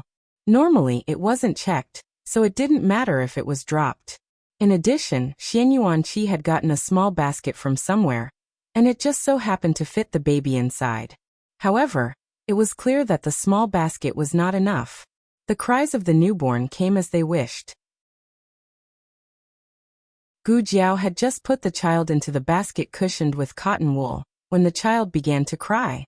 This shout caused the 3 of them to tremble. It was so loud that the top of her head was about to be overturned by the child's cries. Tang Yueshan's face paled. Don't cry, little ancestor. In a while you'll make Jinjun come crying. Wah wah wah wah, wah wah. He clenched his little fists and cried loudly. Benefactor. Suddenly, a woman holding a lantern appeared at the entrance of the alley. She walked towards Tang Yueshan with small steps. It's really you. Tang Yueshan was dumbfounded. Gu Jiao recognized her. She was one of the people who were bullied by Jin Jun in the alley yesterday. Gu Jiao didn't show up at that time, so she only knew Tang Yueshan. Benefactor, you saved our young lady. Have you forgotten? She said, looking at the baby in Tang Yueshan's arms, and asked, is he just born? Gu Jiao said, his father was killed by Jin Jun. His mother is hiding from Jin Jun's pursuit. We want to take him away. Let me do it. The woman handed the lantern to Tang Yueshan and reached out to take the child from Gu Jiao. He must be hungry. My little miss was just born not long ago. We have a wet nurse at home. I'll carry him to feed him. Gu Jiao said, thank you. The woman hurriedly said, if you don't mind, please come with me. They followed her into the house. This was a wealthy family. It was a pity that all the men in the family had been taken away. Only the women and a few maids and servants lived in fear and trepidation. The woman took the baby to the upper room. The baby stopped crying in a moment. It seemed that he was drinking milk. About half a quarter of an hour later, the woman came out of the upper room. She came to the parlor and bowed to Gu Jiao and the other 2. Then she said to Tang Yueshan, my lady is still in confinement. It is inconvenient for her to come out, and thank you for saving her life. But my lady said that if you don't mind, you can leave the baby here first. When you are done with your work, you can come to pick him up. The woman was not stupid. Her lady was not stupid either. They were wearing the armor of Jin Jun. It was obvious that they were going to cause trouble. Gu Jiao asked, "Will it bring you danger?" The woman said pleasantly, "No, the wet nurse's children are also in the house. The two little guys cry all day long. It doesn't matter if there is one more. No one will notice. Besides, the Jin army is just robbing. They are not interested in a few babies." Gu Jiao thought about it carefully and felt that it was feasible. "What did she say?" Tang Yueshan asked. Gu Jiao said, "She asked us to leave the baby here first and come to pick him up in a few days." "Will it be exposed?" Tang Yueshan asked. Gu Jiao said, "It is very unlikely. There is a wet nurse's child and a newborn baby in the house." Tang Yueshan was relieved. After the problem of the baby was solved, the three continued on their way. In the meantime, Xian Yuanqi took away, robbed, a warhorse from the Jin Nation army, and forced the Jin Nation soldier to teach him a few words of the Jin Nation language. Then he killed the soldier and took Gu Jiao and Tang Yueshan to the city gate. He put down the mask of his helmet and showed his token. His aura was fully released. The guards trembled in fear and hurriedly saluted. "General Lu." Gu Jiao was speechless. "You actually made yourself a general. It is not dawn yet. Is General Lu going out of the city?" the guard asked. Xian Yuanqi put on airs and glanced at Gu Jiao ostentatiously. Gu Jiao said in the Jin language that she had just learned, "General's secret order. Open the city gate." Yes. Yes. Getting out of the city was smoother than expected. Gu Jiao wondered what kind of powerful person he had robbed. Could it be that he had robbed the city lord's mansion? No. After Gu Jiao expressed her doubts, Xian Yuanqi denied it seriously. He had left the city lord's mansion. He had robbed them at the gate. It was dawn soon after they left the city. They didn't dare to delay for even a moment. So they rushed in the direction of Chuyang City. The Black Wind King was an excellent lead horse. Under its leadership, the Black Wind Cavalry and the Jin Army horses ran at the maximum speed. Gu Jiao pulled the reins tightly. "Boss, we have to get to Chuyang City before dark." The Black Wind King faced the strong west wind and galloped on the official road. They took the shortcut that they came from. After getting off the official road, they entered the shady forest. They bypassed the winding paths and steep mountain streams, and went all the way to the east gate of Chuyang City. The last time they rushed like this was during the last round of the selection of the Black Wind Cavalry's commander. The distance from Puching to Chuyang City was less than 300 miles, but the road was not easy to travel. When they came out of another forest, the three horses were all injured. The Black Wind King did not dare to stop. Xian Yuanqi chased after it and looked at it from afar. He did not expect little Ayu to be like this. Little Ayu almost died when it was just born. He once thought that it would not grow up. However, not only did it grow up, but it also became the new Black Wind King who defeated the male horse. It was the most powerful Black Wind King. It was even more powerful than his big brother's Black Wind King. It had only participated in its first battle at the age of 16, and it was likely to be the last battle of its career. After this battle, it should be retired. Due to the high training intensity of the Black Wind Cavalry, its lifespan was shorter than that of ordinary warhorses.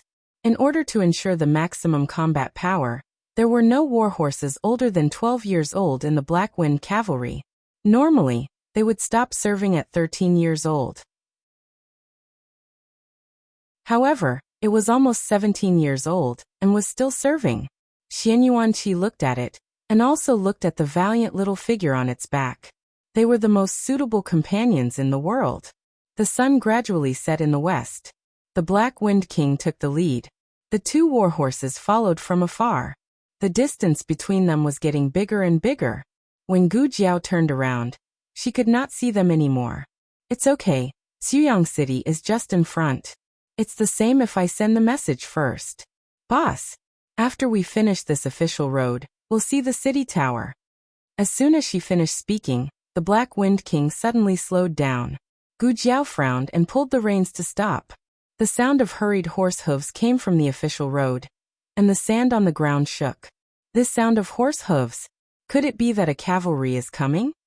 As they got closer and closer, Gu Jiao saw the flags they were raising high. It was the Jin army. They had avoided the Jin army in Puching, but they encountered another Jin army here.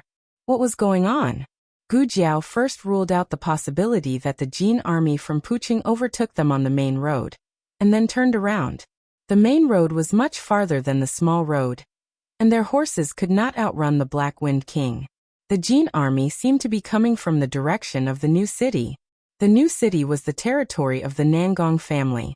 The Jin army had hidden in the new city a long time ago. Now that the imperial court's 120,000-strong army was coming to take back the new city, they did not have enough soldiers to defend it, so they abandoned the city and fled. They were going to the main camp in Puching, so they met Gu Jiao who came from Puching. Enemies are bound to meet on a narrow road. Gu Jiao looked at the Jin army and roughly estimated that there were at least 10,000 soldiers. Their movements were so big and they were so close to Cuyang City, but they were not stopped by Cuyang City's soldiers. There was only one possibility. Cuyang City's soldiers had split into two, and almost all of them were mobilized. The only ones left in the city were the Black Wind Cavalry who could not fight, and a portion of the garrison that was just enough to defend the city. This arrangement was correct. They could obtain the greatest victory with the least casualties, and leave enough soldiers to deal with the 200,000-strong Jin army in Puching. No one expected Gu Jiao to encounter the Jin army. After all, if not for the urgent situation at Ghost Mountain, Gu Jiao would not have chosen to travel in the day. Gu Jiao did not have time to hide because the Jin army had already discovered her. "Who's there?" a Jin cavalry shouted. "Digression. It's almost the end of the month, little cutie who has monthly votes. Please vote, the latest chapter of this book is not finished yet." For more exciting content, please scan the QR code below to download the app. Novels are updated even faster. Millions of novels are free to read. Novels with content that cannot be found on the internet are all available here.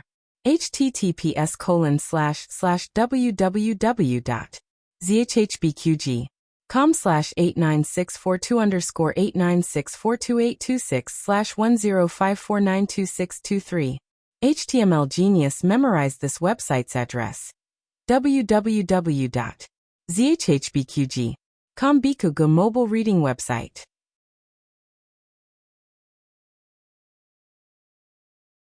Chapter 866. Please scan the QR code below to download the app for more exciting content. Novels are updated faster. Millions of novels are free to read. Novels with content that can't be found on the internet can be found here. Gu Jiao was wearing the Jin army armor, so the other party should just be asking a normal question. Gu Jiao gently patted the back of the Black Wind King's horse. The Black Wind King retracted his king's chi and lowered his head, looking very tired.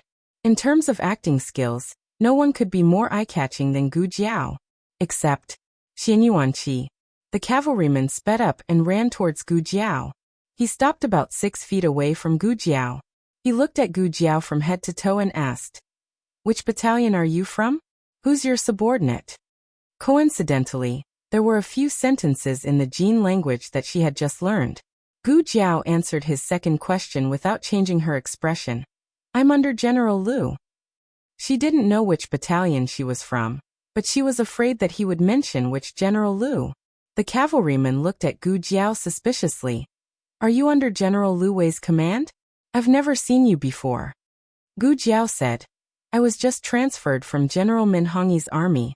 General Min was killed." The key was the last sentence. As expected, the cavalryman's expression changed immediately after hearing the news. "What? General Min was killed?" "Min Hongyi was killed the night before yesterday." It seemed that the news hadn't spread to the new city yet. Gu Jiao said, "Yes." The cavalryman asked, "How did he get killed?" Gu Jiao said coldly, "I can't say much." It was mainly because she didn't know enough Jin language that she had learned at the last minute. Otherwise she would be exposed. This was an experienced cavalryman, and obviously wouldn't be fooled so easily. He frowned again and looked at Gu Jiao. "Then what are you doing here? Are you here to catch the murderer?" "If I say that I'm here to catch the murderer, won't all of you follow me? Then how can I go back to Cuyang City?" Gu Jiao was a woman of few words. "It's a secret order. I can't say much." Once the word secret was involved, it would have a sacred and inviolable color. In addition, Gu Jiao looked magnanimous. She didn't look guilty at all, so the cavalry believed her. Just as he was about to tell him to leave, another cavalryman came over. Judging from the red tassels on his armor, he was a small leader. "What has happened?" he asked. The cavalryman saluted him and said, "Vice General Zhang." He was a soldier under General Min. After General Min was killed, he was transferred to General Liu. He is now out of the city to carry out a secret order. Vice General Zhang's eyes turned cold. Secret orders are executed by at least 2 people. Was there such a thing? Since when did your Jin army become so advanced?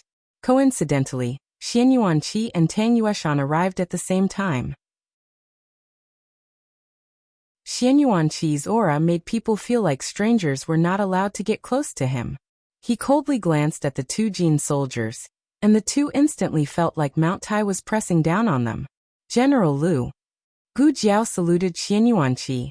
The mask on Xian Yuanqi's helmet was down, so people couldn't see his face clearly. However, with their status, they didn't dare to look directly at General Liu's appearance. The 2 also saluted. Xian Yuanqi simply said, "Let's go." Gu Jiao quickly replied, "Yes." Then the 3 went back the way they came. The 2 cavalrymen were confused, but they didn't dare to make them stay. The 2 rode their horses back to meet up with the rest of the army. They also reported the situation to General D, who was leading the army this time. General D noticed 2 important points. Min Hongyi was in trouble, and his subordinates were taken away by General Liu Wei. "That's impossible," General D said. The 2 were stunned. General D frowned and said, "Liu Wei is in the scout camp. He is in charge of collecting intelligence. He is General Gongsuan's spy. Why would he want Min Hongyi's men?" Min Hongyi's soldiers were used for war. They weren't professional scouts. Liu Wei had no use for them. Most importantly, why would Liu Wei come to Cuyang City in person? Was he carrying out some secret order? He came here, but he turned around and left after encountering his cavalrymen. He felt that something was wrong. "Are you sure that person is General Liu Wei?" General D asked. "Well." The 2 exchanged a look. Vice General Zhang thought carefully and said, "He was wearing a helmet and had his mask down.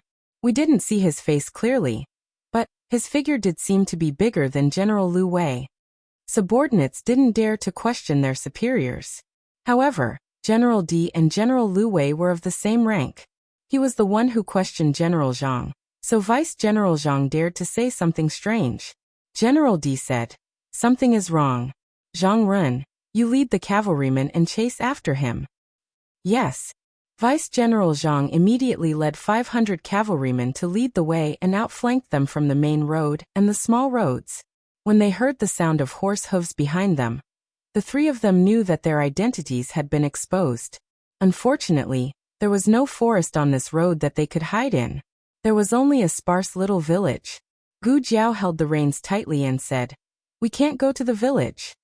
The Jin army was not easy to deal with. They would do anything. Tang Yueshan said, "We can't keep going forward. If we keep going, we will go back to Puching. We will be attacked from the front and back. We will be finished." Gu Jiao also understood this. The current situation was too unfavorable for the 3 of them. There were nearly 1,000 lives waiting for reinforcements in the tunnel. Every second they were delayed, they would be in more danger. It wasn't easy for them to get here. Would they be forced back by the 10,000 Jin soldiers? Gu Jiao held the reins tightly and said, "We can't go forward." They couldn't go any further. Their horses had been through a long journey for a whole day. They were already exhausted. It was only a matter of time before the cavalrymen of the Jin army caught up.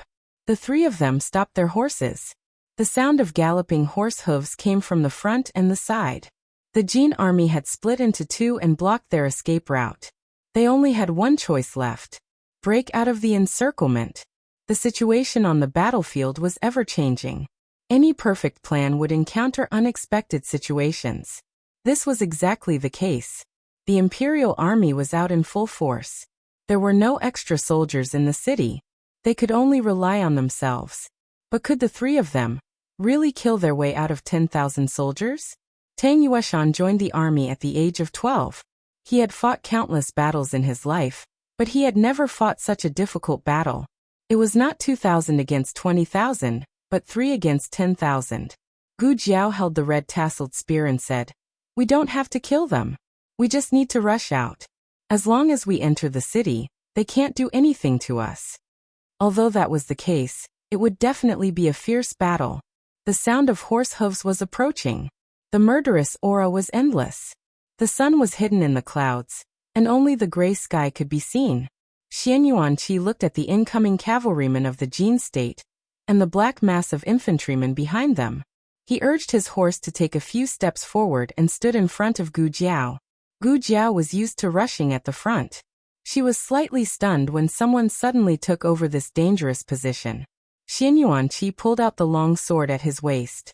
The 3-foot sword reflected a cold light in the twilight. It was like a dragon out of the sea, eager to eat the bones and blood of the enemy. "Who is in front? Get down from your horse and follow me." Before the cavalryman could finish his sentence, Xian Yuanqi rode forward and cut off his head with his sword. This scene happened so suddenly that the cavalrymen behind did not have time to change their route. The horse hooves crushed the head that rolled down, and the brain matter fell out. Xian Yuanqi raised his sword and slashed down fiercely. He opened a path for Gu Jiao with the power of thunder. "Count me in." Tang Yueshan raised his hand and took the big bow on his back. He took out the arrows from the quiver and shot 3 arrows at the same time. Gu Jiao took advantage of the situation and rushed all the way with the Black Wind King. The cavalrymen of the Jin state were in a mess. If all 500 cavalrymen were here, they might not have succeeded so easily. However, they divided half of their forces and went to the official road on the side. The 3 of them did not continue to fight. After rushing out of the encirclement of the cavalrymen, they continued to rush in the direction of Ziyang City. Compared with more than 200 cavalrymen, the more than 9,000 soldiers in front of them were the real difficulties they had to face. Xian Yuanqi took the lead and opened a path in front. Tang Yueshan and Gu Jiao each formed the left and right wings respectively, and they rushed into the dense army of the Jin state. As Gu Jiao said, their goal was not to defeat them. They would win if they rushed over. "Get into formation," General D shouted. The well-trained Jin Nation army held shields and quickly formed an impenetrable iron wall. "Shoot the arrows." Along with General D's stern shout, the archers behind the shields stood up and shot a rain of deadly arrows towards the 3 of them. Xian Yuanqi pulled the reins and changed his direction. He ran diagonally in front of Gu Jiao and directly in front of her. He used his long sword to cut down all the arrows that were flying towards Gu Jiao, building a wall that no weapon could penetrate. Tang Yueshan also pulled out his long sword and quickly brandished it. Xian Yuanqi's murderous intent was like thunder. He came to the front of the first formation and used his fierce killing move together with his powerful internal energy. He broke the shields of the Jin state army with one sword, and the soldiers fell to the ground. Xian Yuanqi jumped on his horse and flew over the heads of the Jin state army. A powerful warhorse could make its master even more powerful. Similarly, a powerful master could also make the warhorse perform incredible combat power. It stood proudly among the heroes like a beast in the abyss. Under Xian Yuanqi's control, it suddenly stepped into the Jin state army. The Jin state army was terrified as if they had seen the ancient god of death. However, this god of death was not enough. There was also a little god of death behind him. They cut through all obstacles and wherever they went, the Jin state army was defeated and blood splattered. Tang Yueshan also killed to his heart's content. "Awesome! Ha ha ha ha! Come and kill me! Come on! Come on!" He shouted to attract more soldiers to attack him so that Gu Jiao and Xian Yuanqi could be relieved. "I'll take you on." General D drew out his saber and urged his horse to charge at Tang Yueshan. Tang Yueshan and General D of the Jin state fought fiercely. General D was also a powerful general of the Jin state and was skilled in martial arts. Tang Yueshan looked down on him at first, but after a few moves he realized that General D was a tough opponent. Tang Yueshan was forced to take him seriously. On the other side, Xian Yuanqi and Gu Jiao were also surrounded by the Jin state army. They learned from their previous failure and gave up the defensive formation to attack. The situation suddenly became more serious. Everyone was losing their strength. The difference was that the Jin State Army always had a constant supply of fresh blood, while Gu Jiao and Xian Yuanqi were losing less strength. Gu Jiao was in a killing frenzy. Soon, they were about to rush out. F***CKU. Tang Yueshan was almost stabbed in the back. He thrust his sword backward and pierced General D's abdomen. He leaned back on the horse, curled his stomach and raised his legs. He wrapped his legs around General D's head and twisted him hard. With a cracking sound, General D screamed miserably and fell down. One of the Jin soldiers was shocked. General D. General D. Tang Yueshan gritted his teeth and sat back on the horse. Who attacked him just now? He got a dart in his thigh. He pulled out the dart and threw it away. He killed his way and caught up with Gu Jiao and Xian Yuanqi. The three of them rode side by side. Gu Jiao noticed the blood on his thigh. "You're injured," Tang Yueshan said. "It's just a small injury. It's okay."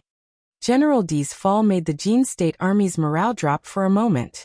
It was a great opportunity for them to rush out of the encirclement. However, at this moment, a terrifying murderous aura came from behind. Gu Jiao's heart skipped a beat. Clang. It was Xian Yuanqi who cut off the arrow. It was not an ordinary arrow. The moment it broke, countless poisonous needles burst out. Xian Yuanqi waved his sword and used it as a shield to block all the poisonous needles. A woman's bell-like laughter came from behind. "Haha! Amazing! Really amazing!" This voice, she was the only female general under Gong Sunyu. She was good at using hidden weapons and setting up formations. She was the same age as Gu Jiao. She was 16 this year. He did not expect her to submit to Gong Sunyu so early. She was a Turkic.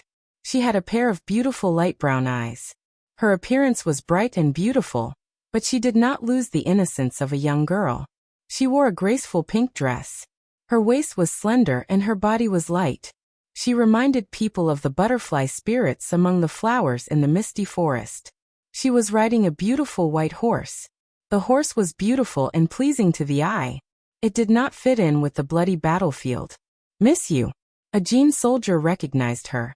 At this moment, Yu Liui was not a general of the imperial court. She was just a master recruited by Gong Sunyu. However, she was not a general, but it did not mean that the other person was not a general. A burly man riding a tall steed caught up to them and said in a rough voice, "Little Lu, this is a place where men fight. It's better for you to move aside so that you don't get hurt. If the Lord blames me, I won't be able to bear it." Yu Liui said carelessly, "Oh, the Lord blames you, not me. I don't care." A Jin soldier said excitedly, "General Zhu. General Zhu is here." That was right. This person was none other than another fierce general under Gong Sunyu, Zhu Zhongquang, known as the Iron Palm. His position in the army was much higher than General D's. His arrival undoubtedly boosted the morale of the Jin soldiers. Yu Liui looked at one of the three with a smile and said, "That fatty? Yes, it's you. You were hit by my poisonous dart. Without the antidote, you will die in less than an hour." Tang Yueshan was furious. F***CKU fatty.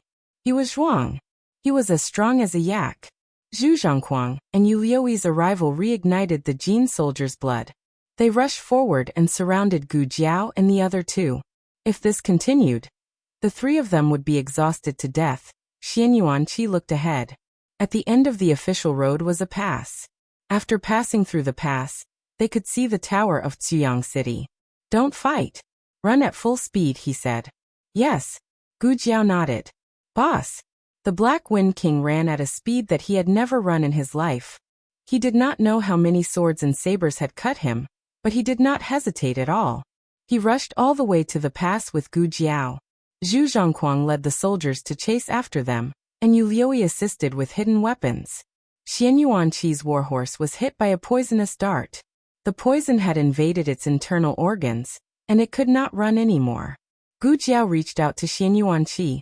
"Get on the horse." Xian Yuanqi reached out to Gu Jiao, but he did not want to hold her hand. Instead, he slapped the Black Wind King with his palm. The huge internal force sent the Black Wind King and Gu Jiao forward. Gu Jiao frowned and looked back at him. Xian Yuanqi. Xian Yuanqi sent Tang Yueshan and his warhorse out with another palm. He did not do this because he had lost his mount. From the moment he gave the order to rush to the pass, he had already made this decision in his heart. His life was about to come to an end, but he did not know what his mission was. He often thought that he might not be able to wait any longer. Yu Liuyi said disdainfully, "Humph, you want to stop my Jin country's 10,000-strong army by yourself? Dream on." She flew up and slashed at Xian Yuanqi with the folding fan in her hand. Silver needles shot toward Xian Yuanqi like flying flowers. Xian Yuanqi's figure flashed and disappeared in front of Yu Liuyi. So fast. Yu Liuyi's expression changed, and a chill ran down her spine. She hurriedly turned around to defend, but she was a step too late. Xian Yuanqi stabbed her right wrist. Ah! A sharp pain came from her wrist and blood spurted out. Her folding fan fell to the ground, and her beautiful face turned pale. What's the point of bullying a little girl? If you have the ability, fight with me. Zhu Zhongquang slammed his palm toward Xian Yuanqi. His palm actually forced Xian Yuanqi to take a few steps back. Zhu Zhongquang snorted proudly. I don't kill nameless people. Who are you? Tell me your name. Xian Yuanqi's eyes were cold. You scoundrels are not worthy. He looked like he was forced to retreat, but it was actually a feint. This distance was more suitable for him to use the Ghost Mountain sword Qi. Zhu Zhongquang was sent flying by his sword, and fell to the ground heavily. He immediately spat out a mouthful of blood. Yu Liuyi said fiercely, attack together. Zhu Zhongquang ordered. Don't just stand there. Kill them. Who can charge through today? The reward is 1,000 taels. Brave men were bound to appear when there was a great reward. The Jin country's army madly rushed towards the mountain pass. Xian Yuanqi held a 3-foot-long sword in his hand, and domineeringly guarded the mountain pass. One man could hold back 10,000 men. Tang Yueshan's poison spread in his body, and he vomited blood while lying on the horse's back, losing the ability to fight. The sound of fighting came from behind. The Black Wind King did not turn back. It exhausted all its strength and rushed forward without caring about its life. Gu Jiao held the reins tightly. Xian Yuanqi, hang in there. The Black Wind Cavalry is coming. The Jin country's army is coming. On the observation tower, a guard noticed the figure rushing towards the city gate. Wait! It doesn't seem like it. Open the gate. Gu Jiao shouted. The one guarding the east gate today was General Ji. He recognized Gu Jiao's voice. Commander Xiao. Commander Xiao is back. Open the gate. Black Wind Cavalry. Gu Jiao shouted again. What's wrong? Why did they suddenly call for the Black Wind Cavalry? Could it be? General Ji. Look. A guard pointed at the mountain pass in the distance. The mountain pass was not directly facing the tower, and it had to be turned right. The mountain blocked most of the Jin country's army, and it also blocked Xian Yuanqi's figure. However, the Jin country's army behind the mountain was decreasing.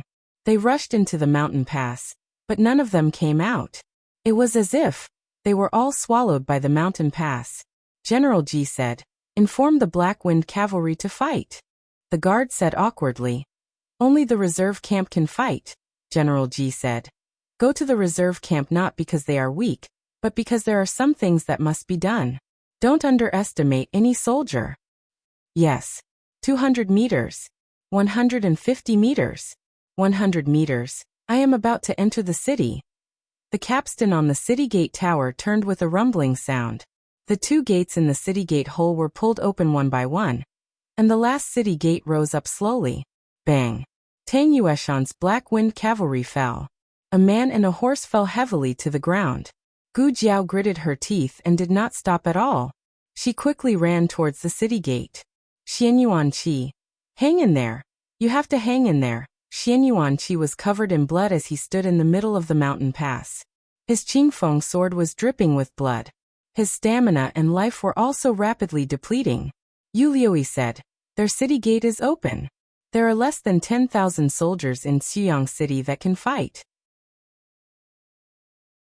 Why don't we take the chance to kill our way in? Zhu Zhongguang held his chest and said, "But this guy is not dead yet." Yu Liuyi wiped the blood from the corner of her mouth and looked at Xian Yuanqi, whose arm was cut by a Jing country soldier. She said, "I think he is almost out of stamina. When we enter the city, we will first kill that kid, and then kill their city guard. This is a good opportunity to take down Xuyang City. The heavens are on our side." Zhu Zhongguang also felt that this idea was feasible. He attacked Xian Yuanqi again, but he never expected that Xian Yuanqi could still send him flying with one strike after being exhausted like this. He gritted his teeth and said, "Damn it." Yu Liuyi panted and said, "I calculated that we must kill him within 10 moves, or we won't be able to make it in time." Zhu Zhongguang said with lingering fear, "But with our strength, not to mention 10 moves, we can't do anything to him in 20 moves." Yu Liuyi was so angry that she vomited blood. What a monster! It was no wonder that Yu Liuyi said that. That guy was not afraid of death or pain. He was like a living dead that crawled out from the ground. He could not be beaten down or killed. Yu Liuyi clenched her fists and coldly glanced at Zhu Zhongguang, who was about to retreat. She snorted and said, "If you want to hide, then hide. I won't hide. Today, only one of us can live." After saying that, she pulled out the soft sword at her waist and used her qinggong to stab at Xian Yuanqi. Her soft sword entangled with Xian Yuanqi's qingfeng sword. She curled her lips and a poisonous needle flew out from between her fingers, stabbing straight at Xian Yuanqi's vital point. Xian Yuanqi pulled back his long sword, and the sword qi sent Yu Liuyi flying, shattering her silver needle. Yu Liuyi crashed into the stone wall behind her, and was bounced back by the huge force. She fell beside Xian Yuanqi's feet in a sorry state. Xian Yuanqi's sword stabbed towards Yu Liuyi's forehead. Ah! Yu Liuyi was so scared that she closed her eyes and turned her face away. She heard the sound of a sharp blade entering her body, but the pain that she imagined did not come. A drop of hot blood dripped onto her face. She opened her eyes and saw that Xian Yuanqi's long sword had stopped in front of her forehead.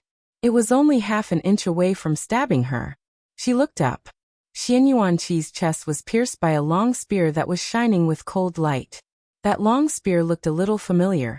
She turned around and saw a man in a white brocade robe riding a majestic dark brown warhorse under the drooping curtain of the night. The man had an unparalleled aura in the world, and his eyes were calm and steady. Yu Liuyi's eyes lit up. "Master." Zhu Zhongguang also hurriedly bowed. "Master." Gong Sunyu calmly raised his hand. Yu Liuyi kicked Xian Yuanqi. "Who asked you to be so arrogant? You dare to be arrogant again." Blood dripped from Xian Yuanqi's chest.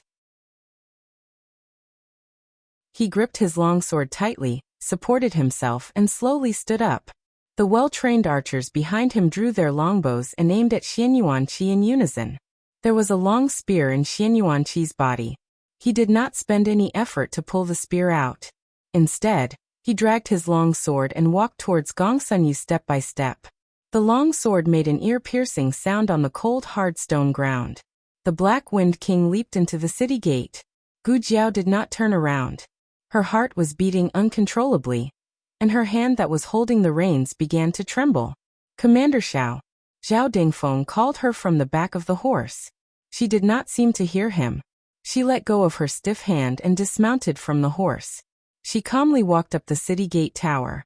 Only Wen Renchong noticed that her entire body was trembling slightly. Some of the soldiers wanted to attack Xian Yuanqi, but Gong Sunyu raised his hand and stopped them. Xian Yuanqi's vision was blurred by the blood.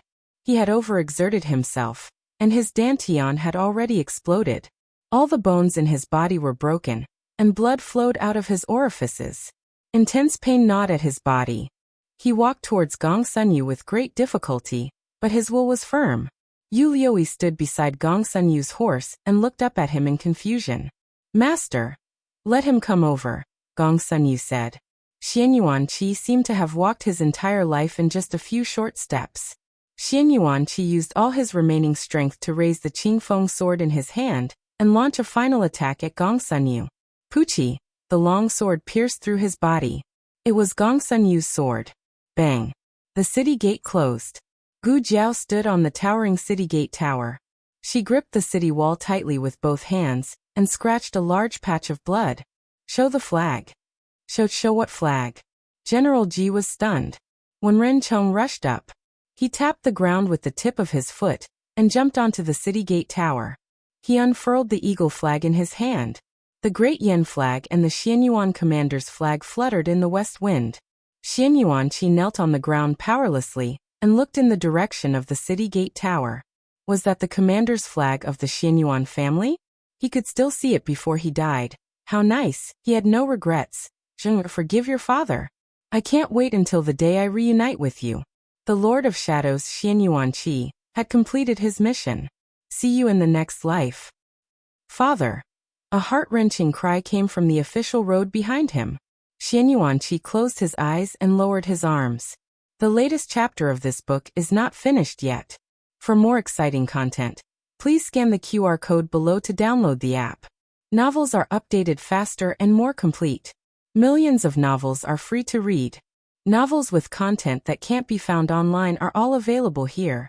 https://www.zhhbqg.com/89642_8964226/105470553. HTML Genius memorized the website address in 1 second. www.zhhbqg.com Biku Pavilion mobile reading website.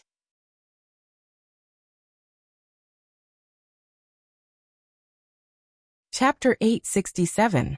The latest chapter of this book is not finished yet. For more exciting content, please scan the QR code below to download the app. Novels are updated at a faster rate.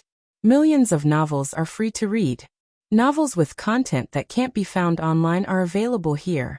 He's dead. Yu Liuyi looked at the lifeless Xianyuan Qi and pulled out her sword. She snorted.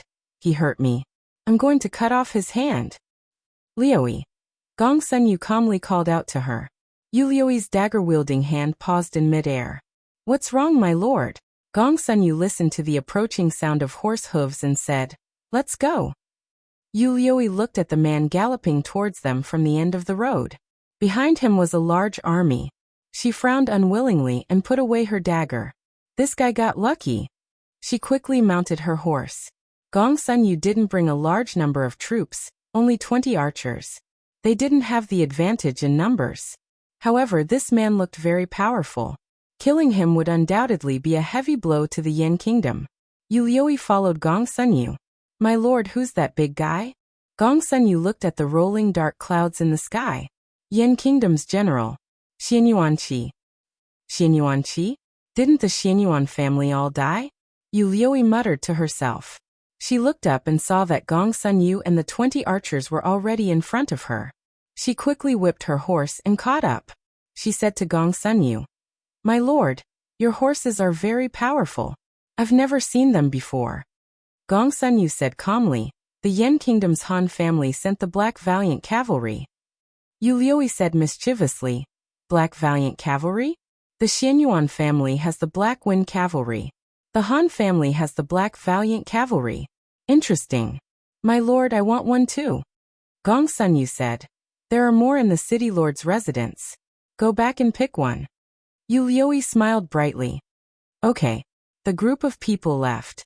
The last ray of light dimmed. Dark clouds swallowed the entire night sky. Thunder rumbled in the sky. Suddenly, lightning flashed and thunder roared. The biting cold west wind instantly turned into a storm. The grass and trees at the pass swayed, as if tens of thousands of heroic souls at the border were sobbing silently. Yu Liuyi was drenched and snorted disdainfully. Today is not a good day to attack the city. We'll fight them another day. Gong Sunyu didn't say anything as he rode on his horse. His expression was cold and solemn, like a god from the 9 heavens. In the end, the last great general of the Xianyuan family had fallen in his hands. The legend of the Xianyuan family came to an end. Sooner or later, Great Yan would fall into Great Jin's hands. By the time Liao Chen's horse reached the mountain pass, Gong Sunyu had already left with the Jin army. He almost jumped off the horse and fell heavily into the mud that was soaked by the rain. Braving the cold rain, he rushed over on his knees and arrived in front of Xianyuan Qi. He looked at the man who was covered in blood and had his chest pierced by a spear. Tears immediately flowed out of his eyes. Why? The wound that he had taken 20 years to heal was once again cruelly torn open, and his heart felt as if it had been torn in half. He raised his hand and wanted to hug his father, but he was worried that he would hurt him. Such a serious injury, so painful. He knelt in front of his father, and his entire body was trembling uncontrollably. He suppressed the pain in his heart, and his tears fell onto the ground. Why can't I see you after so long? Why can't you wait for me? Why must you leave me behind every time? Open your eyes, look at me. Look at Zheng. Zheng has grown up. Liao Chen knelt on the ground and cried bitterly. His fingers dug into the mud, and blood spread from his fingertips and flowed all over the ground. The heavy rain broke a big tree that had been cut by the sword energy at the mountain pass. Without the cover of the big tree, everyone on the city tower saw this scene. They had all thought that there was a small army at the mountain pass, and that was why they didn't let the Jin army charge over. Who knew it was just one person? That person used his own flesh and blood to guard the mountain pass, and stopped the 9,000 soldiers of the Jin army. His body was full of arrows and knives, and there was even a spear that pierced through his chest. What kind of tenacious and unyielding willpower was this? What kind of willpower could make a person forget life and death? Or even surpass life and death? Everyone had tears in their eyes. They didn't know who that person was, but they all felt the powerful willpower coming from him. That was the undying war spirit of the great Yan. Yi Qing stood on the city tower, and stared at the father and son kneeling in the rain without even saying goodbye. His heart was filled with countless complex emotions. Master, your divination has come true. Everything is exactly the same as what you said. The soul of Xianyuan has fallen under Gong Sun Yu's sword. But master, since you already know the result, why did you still send me to the border? So that I can witness this tragedy with my own eyes? With my ability, I can't change anything. I didn't even have time to take precautions. The soul of Xianyuan shouldn't have fallen. The state teacher's disappointed voice flashed through his mind. Yi Qing's eyes turned cold, as if he had made some kind of decision. He clenched his fists, flew up, and jumped down from the city tower. Master Yi. General Ji's expression changed. He reached out to grab him, but he was too late.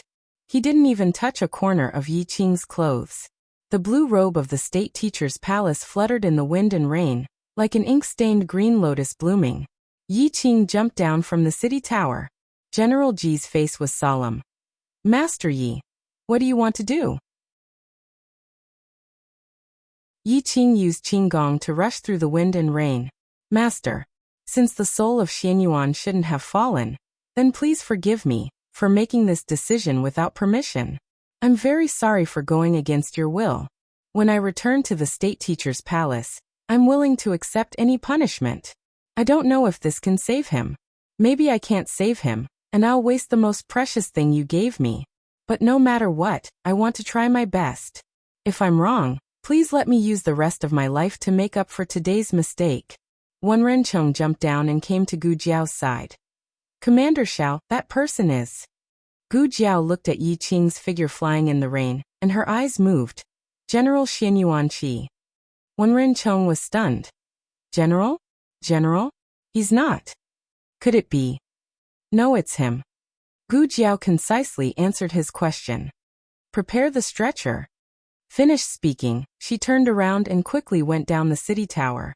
The rain was getting heavier. When Yi Qing came to the father and son's side, the three of them were all soaked. Yi Qing knelt down on one knee and took out a small porcelain bottle from his arms. Xianyuan Zheng, help me support your father's head. Liao Chen was slightly stunned. He hadn't heard anyone call his name for many years, so he didn't react for a moment. My name is Yi Qing, the eldest disciple of the state teacher's palace. Yi Qing said, and his eyes were cold. If you don't hurry up, when your father is completely dead, even De Luo Jin Xian won't be able to save him. Tears rolled down Liao Chen's face as he held his father's head that was gradually losing its temperature. He could no longer feel his father's pulse and breathing. Like this? Can he really be saved? Yi Qing pulled out the cork. In the state teacher's palace, there are many patients who have stopped breathing and pulse. Not everyone can be saved, but as long as they aren't completely dead, there is still a glimmer of hope. Liaochen choked and asked, "What is considered completely dead?" Yi Qing poured out the only pill left in the bottle, pried open Xian Yuanqi's mouth, and fed it to him. If your breath and pulse stop for half an hour, then you're basically completely dead. An expert like your father may be able to delay it a bit. This kind of pill didn't seem to melt in the mouth. Yi Qing then slapped Xian Yuanqi's abdomen and used his internal energy to slide the pill into his stomach. Liaochen carefully avoided the weapons on his father's body and let his father lean on his chest. In the past, his father was his support. In the future, he hoped that he could become his father's support. There are 2 points. Yi Qing glanced at him and said, "First, I'm not sure if your father is dead or not. If he's dead, then it's useless for him to take this pill. Second," saying this, Yi Qing paused, "even if your father isn't completely dead, this pill may not have any effect." Liaochen looked at him with a complicated expression. "The pill you gave my father is purple grass poison." Yi Qing met his gaze and honestly said, "You should have heard of this poison. It has a 99% chance of directly killing your father, making him completely dead." Liaochen squeezed his fingers and murmured, "In other words, the chance of survival is only 1 out of 100. Not that much." Yi Qing pondered for a moment, then said, "With your father's situation, 1 out of 10,000 is the most." Gu Jiao arrived at the scene and found that Xian Yuanqi's situation couldn't be carried on a stretcher. That is, if Xian Yuanqi had any hope of being saved. Gu Jiao began to deal with the weapons on his body, starting with the spear. Yi Qing, as the state teacher's direct disciple, was also not weak in medical skills, so he cooperated very well. Wen Rencheng and the others held up their raincoats, blocking the pouring rain from the sky. "What did you give him?" Gu Jiao asked Yi Qing. "Purple grass poison," Yi Qing said. Gu Jiao understood. Since coming to the Yan Kingdom, she had heard of this poison more than once. Last time, Gu Chongqing was stabbed by an Hun and was sent to the intensive care unit, almost becoming a cripple. The state teacher also intended to give him this poison. It's just that the poison had expired. Gu Chongqing used his own willpower and psychological suggestion to pull himself through. This was a miracle in the history of medicine, but Xian Yuanqi's situation was very different from Gu Chongqing's. Gu Chongqing had already woken up, and his life was no longer in danger. He just didn't want to become a cripple. But Xian Yuanqi, he really breathed his last. Gu Jiao put on the silver silk gloves and cut the spear in Xian Yuanqi's chest with the golden silk. "This won't expire again, right?" "It won't." The state teacher had told him about last time before he left. He hurriedly explained. The medicine master gave Gu Chongqing was left many years ago. This medicine was found in the Han family's mansion a few days ago. Han family? Gu Jiao cut the spear in her back with the snow sky silk. Yi Qing said. "Yes, master said that the Han family is likely to control a large purple grass garden. They have a lot of purple grass in their hands. The Han family's black valiant cavalry and 5th Master Han's black demon horse were all fed with purple grass poison." Black valiant cavalry. Gu Jiao frowned slightly when she heard the name, but this also explained why 5th Master Han's horse was so powerful. "Then didn't a lot of horses die?" she asked. Yi Qing nodded. "Animals are much more resistant to purple grass poison than humans, but there is still a 70% failure rate. A large number of young horses are poisoned to death, and only those who survive are qualified to become black valiant cavalry." Gu Jiao didn't speak anymore. In order to strengthen themselves, the Han family was really willing to do anything. If it wasn't for Yi Qing's master mentioning it before he left, he wouldn't have known that the Han family had so many crazy secrets. He coldly said, "They're worse than animals." Gu Jiao glanced at him and disagreed. "Don't insult animals." Yi Qing was stunned. "Oh." Gu Jiao's hand that was treating Xian Yuanqi's wounds suddenly stopped, and solemnly asked, "Yi Qing, will the purple grass poison lessen his pain?" Yi Qing quickly realized that she was referring to Xian Yuanqi. Liaochen supported his father in his arms, and also carefully looked at Gu Jiao. Gu Jiao didn't hide anything from him. As a son, he had the right to know his father's real situation. He has very serious internal injuries and suffers great pain every day. Living is a kind of torture for him, but death is a kind of relief for him. Liaochen clenched his fists, and his body slightly trembled. He didn't expect his father to be like this all these years. He will. Yi Qing firmly said. Either he will be poisoned to death, and the pain will end, or he will endure the poison and be reborn. Thinking of something, Yi Qing added. After being poisoned by the purple grass poison, he will enter a state of suspended animation, and will look no different from a dead person. It will last for different hours.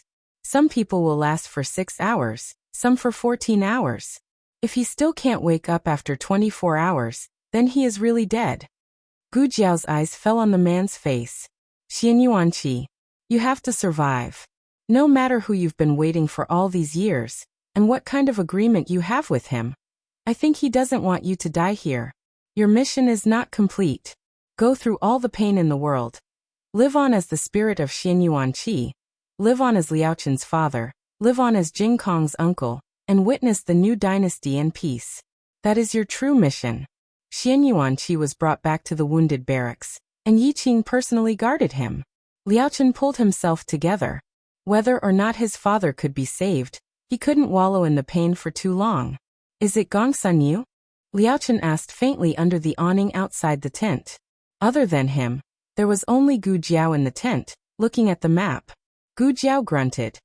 Yes, it's him, the main general of Jin's expedition to the east, General Shen Wei. Liaochen said coldly. I will kill him with my own hands. Gu Jiao looked at him. Liaochen had changed out of his monk robes and put on the black robes of the Shadow Division, which made him look a bit murderous. Okay. Gu Jiao said, he is yours. The lights under the awning reflected in Liaochen's eyes, like 2 burning flames of vengeance. What are the other 2 called? Gu Jiao flipped through the map and said, Zhu Zhongquang and Yu Liuyi. They are both Gong Sun Yu's confidants. Liaochen said, if they are here, I will kill them as well. No one will take your head but... Gu Jiao said, handing him the map with the key points. We may have to split our forces. They may not all gather in one place. You have to think carefully about who to deal with. Liaochen said without hesitation. Gong Sun Yu. A medical officer came out from another camp. Gu Jiao called out to him. How is old Tang? The medical officer hurriedly said. Commander Xiao, he has taken the antidote pill you gave him. He is fine now. He will recover after a few days of sleep. Yu Liuyi was a master of concealed weapons, but she didn't use poison. The antidote pill given by Madame Nan could cure all poisons. Except for Shang Guanqing's poison. Thinking of Shang Guanqing, Gu Jiao closed the map and said to Liaochen.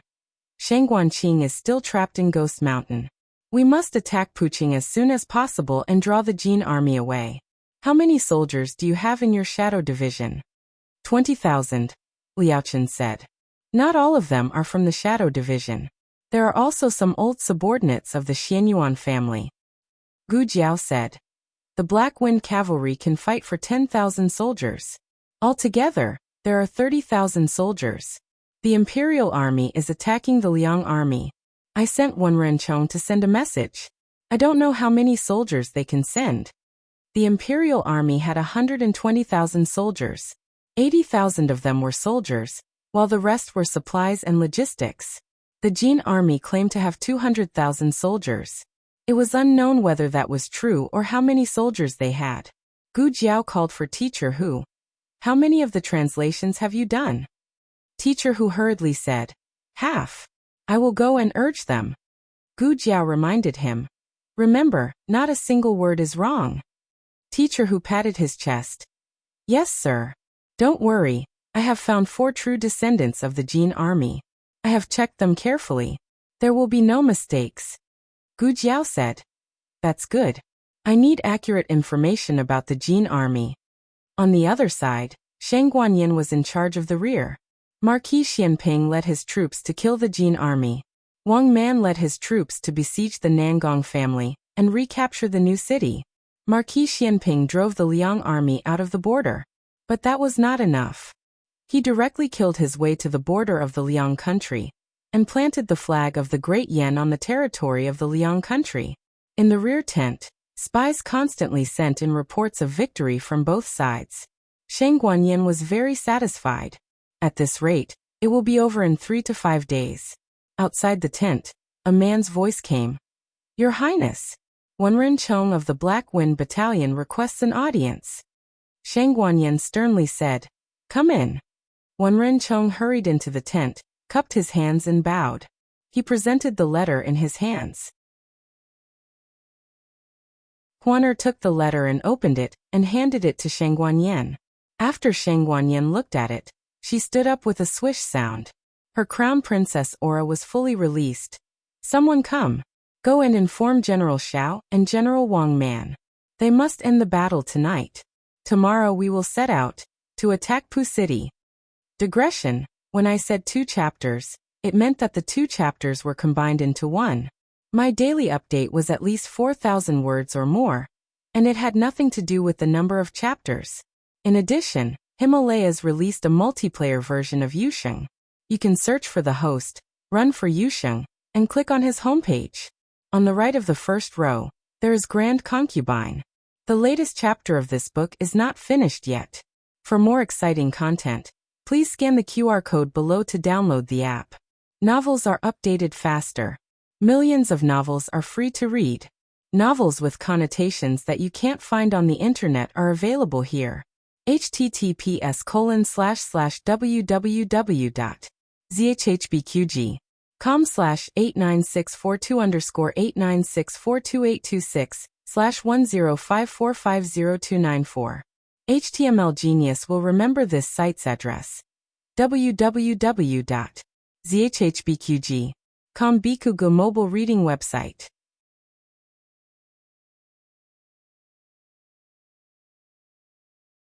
Chapter 868. The latest chapter of this book is not finished yet. For more exciting content, please scan the QR code below to download the app. Novels are updated faster. Millions of novels are free to read. Novels that can't be found online are all available here. Marquis Xianping was planning to order the soldiers to rest and continue the siege tomorrow morning, but he received an order from the rear. He frowned. Why are you in such a hurry to finish tonight? The best way to deal a heavy blow to the Liang army's vitality was to attack all the way into Bian City. Of course, this was impossible.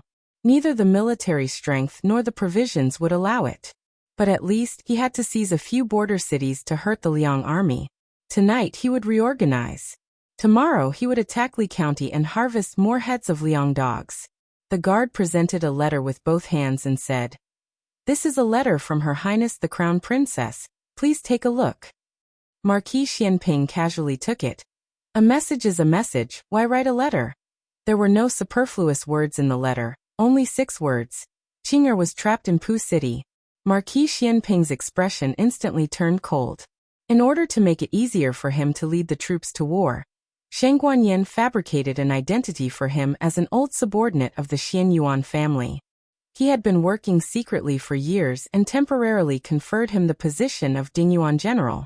Although everyone was unfamiliar with this person, it was an indisputable fact that he killed Chu Feipeng. In addition, the 4 of them defeated the Liang army's thousands of soldiers and horses. There was no doubt about their prestige and strength. In addition, everyone only thought that the crown princess wanted to take the opportunity to support her henchmen. They were not too surprised by his sudden appearance. This time he was with the Great Yan Imperial Court's General Zhao Guoping. Did General Zhao also get the letter? Marquis Xianping asked. It seems no. The guard braced himself and said. Marquis Xianping's expression was as calm as ever, but there was a bit of chilling murderous aura around him. I know. You go and reply to the crown princess. Not tomorrow morning at midnight, I will take Li County. The guard opened his mouth wide. At midnight? There were only 2 hours left, right? Can they really take it? Shang Guanyin paced back and forth in the tent. She vaguely felt that she had missed something, but she couldn't remember it at once. Her mind was full of the news that her son was besieged in Ghost Mountain. She couldn't believe it was true. Why did her son come to the border all of a sudden? He even fell into the Jin army's territory? What the hell is going on? There was limited space in the letter. Gu Jiao only picked out the main points. Everything would have to be discussed in detail when they met. Huaner wanted to remind her, but seeing how anxious she was, she silently swallowed her words. When something happened to His Highness Zhongsun, the first person you thought of was Marquis Xianping. Have you forgotten about General Zhao? It didn't matter if she forgot, Marquis Xianping would deal with it clearly. At midnight, Marquis Xianping flattened the Li County camp and killed 6 Liang country generals. The Liang army was forced to retreat. They wanted to escape, but were surrounded by the Yin country army. In the end, King Pingyang stepped forward and submitted a humiliating letter of surrender. With the letter of surrender in hand, King Pingyang was taken away by Marquis Xianping as a hostage. On the other hand, Wang Man's task was much easier. The new city was not as sturdy as Xuyang City. Furthermore, the Nangong family's army had been left behind in Xuyang City by Tsun Takeshi. There were less than 10,000 local soldiers left in the city. When Wang Man's army of tens of thousands charged over, the Nangong family was destined to lose. When the sun was about to rise, Nangong Sitsi died in battle, and the others were captured alive. In the commander's tent of the Black Wind camp in Xuyang City, advisor who walked over with the translated booklet in his arms. My lord, please take a look. Gu Jiao looked away from the sand table and raised her hand to take the book. Liaochen was also in her tent. The two of them carefully read the intelligence of the Jin army. Gu Jiao said, there are more than 200,000 soldiers. Excluding the supplies, there are more than 160,000 soldiers who can fight. Given the conditions of war in this dynasty, the supplies usually accounted for about a third of the total military strength. The Jin army was no exception. Gu Jiao continued, we can mobilize about this number of soldiers. However, the Jin army still has to include the 30,000 soldiers of the Han family. The main reason for this situation was that the Yen country was besieged by 5 countries. Many of its soldiers were scattered. The only country that could be confirmed to have retreated was the Zhao country at Chishui Pass. However, Chishui Pass was mainly made up of Navy soldiers. It was not suitable for fighting on land. Even if they rushed over, it would be useless. The Chun country and the Zhao country were far away, so there was no definite news. Liaochen read all the information in the book and said, Gongsun, you deployed a large number of soldiers at the north and east gates. These 2 gates are the closest to us. The south gate is guarded by the Han family. There are 30,000 cavalrymen and 20,000 infantrymen. I don't know which gate they will be transferred to. The west gate is the weakest, but it is too far from us. Gu Jiao said, it's almost time. Let's go to the pass and meet with the crown princess. Due to the urgency of time, Shangguan Yan and the imperial army did not enter Xuyang City to rest. After they finished fighting the Liang army, they rested for a few hours and then began to march to Pucheng. Gu Jiao changed into red battle clothes and black armor. She also went out to put on helmets and armor for the Black Wind cavalry. When she turned around, Liaochen had also put on his battle armor. Gu Jiao was slightly stunned. This general in helmet and armor. Was he still the handsome monk in her memory who loved to eat meat and drink? The laziness and demonic charm of the past had faded away, and his entire body was emitting a murderous aura of a powerful army. What are you looking at? Liaochen asked indifferently. Gu Jiao curled her lips. I'm not used to you suddenly being serious. Liaochen was speechless. Liaochen mounted his horse and led the troops out of the city. Gu Jiao also took 10,000 Black Wind cavalry.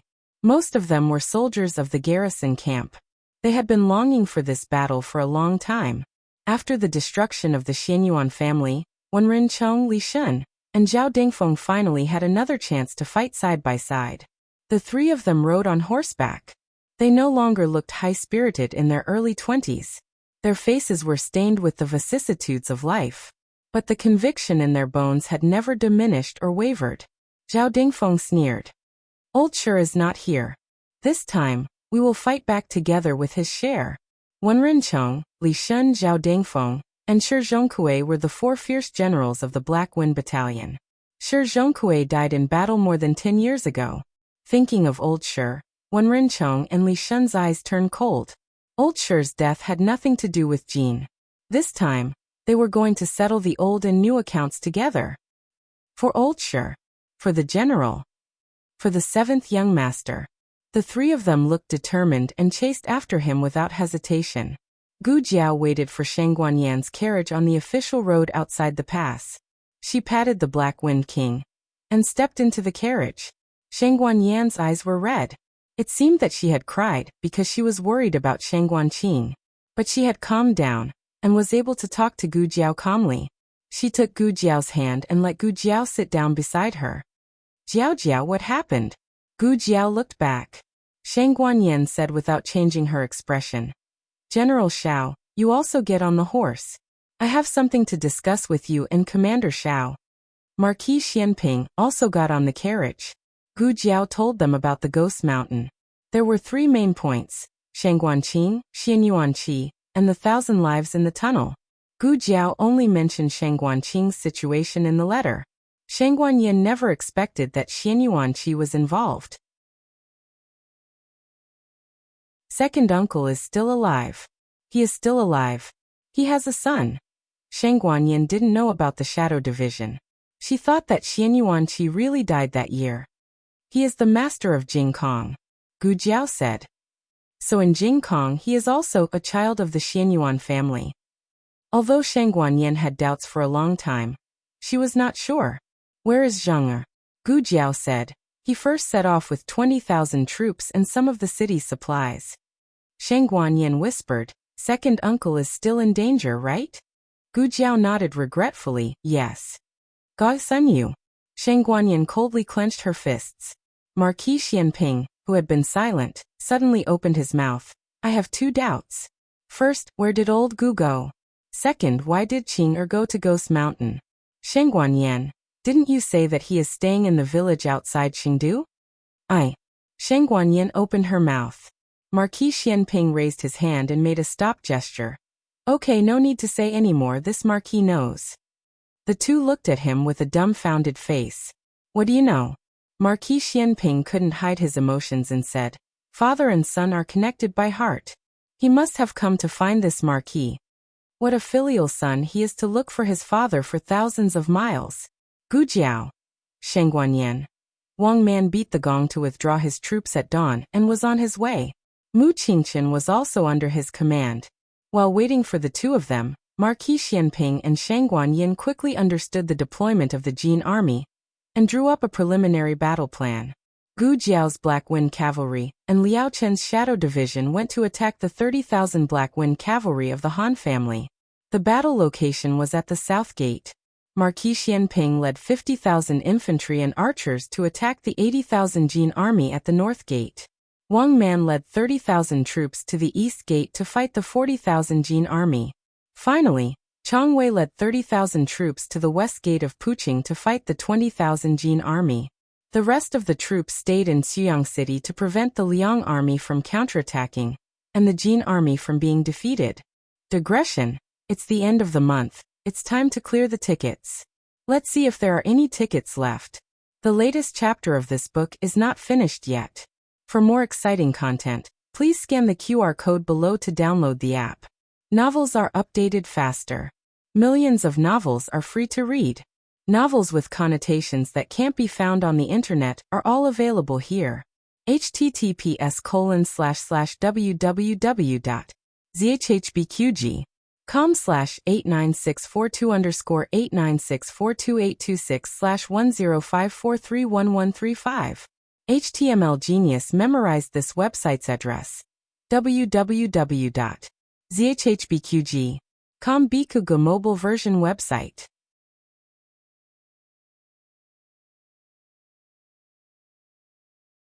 Chapter 869. The latest chapter of this book is not finished yet. For more exciting content, please scan the QR code below to download the app.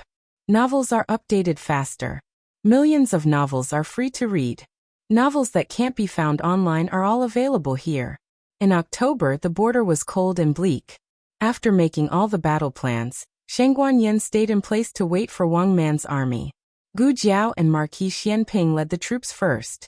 Just as the two of them got on their respective war horses, a mighty and majestic figure galloped towards them, full of vigor and vigor. Hey, you two are not loyal. Go out to fight. You left me alone in the wounded barracks. You're not kind. It was Tang Yueshan. You're injured. Gu Jiao said. Tang Yueshan angrily retorted. Is that an injury? It's just a mosquito bite. Gu Jiao looked at him with a dark face. Little henchman, pay attention to your tone, or I'll give you an injection. Tang Yueshan coughed softly and said, It's fine now that the poison is detoxified. I don't care, I want to go. He was born to be a warlike person. He wouldn't stay idle in the wounded barracks. Then you follow me. Marquis Xianping said. Tang Yueshan was a little hesitant and disdainful. You already have Chongjing. Why do you need me? I can't use my full strength as the Grand Marshal if I'm with you. Aya. His reins were pulled away by Marquis Xianping. Pu City, City Lord's mansion. Yu Liui went to the yard early in the morning to play with her new black brave mount. The black brave mount was not all black. For example, the Lord's was dark brown, and hers was chestnut. She rode on her new mount and happily circled around the City Lord's mansion. Seeing Gong Sunyu returning from the barracks with Zhu Zhongquang and several generals, she jumped off the horse with a smile. Lord! Gong Sunyu nodded slightly. She was a little girl, so Gong Sunyu treated her more leniently than those rough men. He said, It's still early, don't you want to sleep a little longer? No, I want to ride a horse, she said mischievously. I heard that the Lord caught a few more prisoners. I wonder, can you give them to me? Gong Sunyu generously said. After the interrogation, I'll give them to you. Yu Lui smiled and said, That's great. Another newbie is testing the mechanism. Zhu Zhongquang secretly shuddered. Looking at this girl's innocent smile, he thought that she was an innocent and harmless little girl, but he had seen her use mechanisms to torture people to death. She was a little devil. Thinking of something, Yu Lui stomped her feet and snorted. Why isn't Jie Xingzhou back yet? A mere 300 ghostly soldiers had been tormented for so long. How useless. My lord, I'll go help him. Okay. Gong Sunyu agreed. Yu Liui laughed heartily and mounted her horse. Just as she was about to gallop out of the estate, a guard suddenly rushed in with a hurried expression. He saluted Gong Sunyu and said, Reporting to the Grand General. Our spies have discovered the movements of the Yan army on the official road. A large number of cavalries are heading towards Puqing City. Without waiting for Gong Sunyu to speak, Yu Lui chuckled. Yan army? Were they really that bold? He had just killed their great general Xianyuan yesterday, and now he dared to come to their doorstep for revenge. You're really not afraid of death? Gong Sunyu calmly asked. How many soldiers do you have? About 30,000. The guard replied. Yu Lui scoffed. It's just 30,000 cavalries, my lord. Give me 20,000 men, and I'll go out of the city and kill them all. Gong Sunyu was not in a hurry to agree. Instead, he asked the guard, Are they the Black Wind cavalry of the Xianyuan family? It seems so. The guard said, They're carrying the flying eagle flag of the Xianyuan family. Yu Lui excitedly said, My lord, I'll go cut down their flying eagle flag. Gong Sunyu calmly said, There's no need for the Jin army to do such a thing. The Han family has always wanted to compete with the Black Wind cavalry. Then, let the Han family prove it to me. Gu Jiao and Liao Chen's 30,000 men took a day to reach the small forest near Puqing City. Gu Jiao said, We'll rest here for a night and attack the city at dawn. Okay. Liao Chen felt that it was feasible. Gu Jiao was not worried that their whereabouts would be exposed, and they would be attacked by the Jin army. Based on her understanding of Gong Sunyu probably did not care about these 30,000 men. He wanted to keep the Jin army to deal with the main force of the Yan kingdom. Gong Sunyu would probably let the Han family deal with them. In order to maintain the strongest force, the Han family would not choose to attack at night. Gu Jiao sat on the ground with her back against a tree. She hugged the red-tasseled spear and closed her eyes. She said, They'll wait for us in the city. The tree was wide enough for two people to sit together without feeling crowded. Liao Chen sat beside her. He glanced at her and said, "I've always had a question in my mind." "What question?" Gu Jiao asked. Liao Chen whispered, "Do you have any relationship with the Xianyuan family?" Gu Jiao said, "Why do you ask?" Liao Chen looked at the branches above his head and said, "My uncle's red tasseled spear is in your hands. I know it's a coincidence, but I feel like it's destined to be yours." Gu Jiao was silent. Liao Chen said, "The armor you're wearing belongs to the First Lord of Shadows. The armor was recast from my uncle's armor, but that set of armor was originally given to him by the First Lord of Shadows. So my profound armor has such a history." There was something else Liao Chen didn't say. The armor and armor were inseparable. Now that they were finally combined, it was as if they had found their true master. A gentle breeze blew past. Liao Chen turned to look at her again. He found that she had fallen asleep with the red tasseled spear in her arms. The Black Wind King quietly came over. He bit off a warm cloak from the carriage and gently placed it on Gu Jiao. Liao Chen closed his eyes in envy. In a flash, he felt something extra on his body. When he opened his eyes, he saw that the Black Wind King had also covered him with something with his mouth. It was a broken sack. Liao Chen was speechless. The next day, at 7 in the morning, the sky was overcast. There was an invisible chill in the haze. The Black Wind Cavalry and the Shadow Division were at the city gates. Pu City was not as easy to defend and difficult to attack as Chuyang City. There were two reasons for this. First, it had been in disrepair for a long time. The original city lord had embezzled the money allocated to him, causing it to be unable to be repaired. Second, when the Jin army attacked Pu City not long ago, they had damaged the city gates once. After the Jin army entered the city, they enslaved many strong men to repair the city gates. Unfortunately, the south gate had not been repaired. Gu Jiao and Liao Chen rode at the front of the 30,000 soldiers. They looked up at the familiar figures on the city gates. It really is the Han family. She had guessed correctly. She introduced them to Liao Chen. That silver-haired man is Han Fifth Master.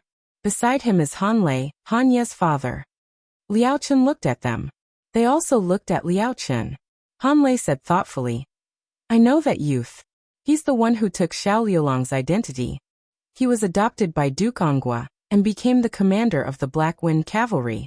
But who is the person beside him? I don't think I've seen him before." Han Xiai did not speak. He looked at Liao Chen without blinking. Liao Chen also looked at him without dodging. Han Lei looked at Han Xiai and asked, "Fifth brother, do you know him?" Han Xiai said, "I don't know him, but I think I've seen those eyes somewhere before." Gu Jiao raised the red tasseled spear in her hand and pointed it in the direction of the city gates. She said arrogantly, "Bastard of the Han family, do you dare to come out of the city and fight with your grandfather?" Han Lei was so angry that his mouth twitched. In the next moment, the city gates opened. A young man in silver armor rushed out with a long sword in his hand. Gu Jiao looked at him. Han Yi." Gu Jiao raised her eyebrows. She put the red tasseled spear on her shoulder and looked at him calmly. "Your hamstring is fixed? You can't only fight on horseback?"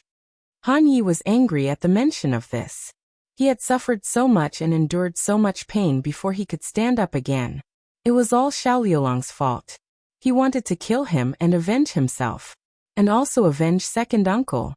Han Lei frowned. "Yi, why did you open the gates?" Fifth grandfather Han said calmly, "We can't defend it anyway. Why don't we go out and fight?" The valiant Dark Cavalry's strength was offense. Only under the city gates could they unleash their full power. Moreover, he had been waiting for this day for a long time. He always wanted to know if the valiant Dark Cavalry he trained could defeat the Xianyuan family's Dark Wind Cavalry. An endless stream of valiant Dark Cavalry rushed out of the city gates and fought with the Dark Wind Cavalry and the Shadow Tribe. The battle came faster and fiercer than expected. In the blink of an eye, dozens of cavalry fell. Some were on their own side, and some were on the other side. Han Ye's target was Gu Jiao. "Why didn't that Gu Changqing come with you? You don't deserve to fight with him." "Nonsense. Watch out for my sword." Han Yi swung his sword at Gu Jiao's head. Gu Jiao raised her red tasseled spear to block the attack. The spear and sword clashed, and Hanye's murderous aura filled the air. Hanye was shocked. The last time they fought, this kid was clearly no match for him. Why was it that after a dozen moves, this kid's face was not red, nor was he panting? It seemed like he was very relaxed. Whoosh! Gu Jiao killed a cavalry with a single stab. Then, she stabbed her spear at Hanye's waist. The angle was very tricky. It could not be blocked or deflected. Hanye gritted his teeth and used his qinggong to leap up, perfectly dodging the attack. Then he swooped down from above Gu Jiao's head and stabbed his sword at Gu Jiao's Baihui acupoint. Are you trying to make me jump up? Dream on. Gu Jiao stared at him. Then she suddenly leaned back. Hanye's spear stabbed Gu Jiao's armor. However, it did not pierce through. Hanye's eyes flashed. Gu Jiao's spear slashed at his thigh. Hanye did not understand why this kid's armor was so hard. It was too late for him to retreat. Seeing that one of Hanye's thighs was about to be cut off by Gu Jiao, fifth grandfather Han suddenly rode his black demon horse, and quickly arrived behind the two. He used his sword to deflect Gu Jiao's spear. 2 against 1, Gu Jiao was pincered. Hanye said, "You attack her arms. I'll kill her horse." As soon as he finished speaking, Liao Chen flew over and forced fifth grandfather Han off his black demon horse. Fifth grandfather Han stabilized himself with a flip. He turned around and looked in disbelief at the man who forced him off his horse. "Who are you? Tell me your name." Liao Chen's killing intent was like a knife. Xianyuan Zheng of the 7 Xianyuan sons. Digression. It's really the end of the month. Don't waste your monthly votes. The latest chapter of this book is not finished yet. For more exciting content, please scan the QR code below to download the app. Novels are updated faster. Millions of novels are free to read. Novels with content that can't be found online are all available here. https://www.zhbqg.com/89642_8964226/1054295557. HTML Genius memorized this website's address in 1 second. www.zhbqg.com Bikuga mobile reading website.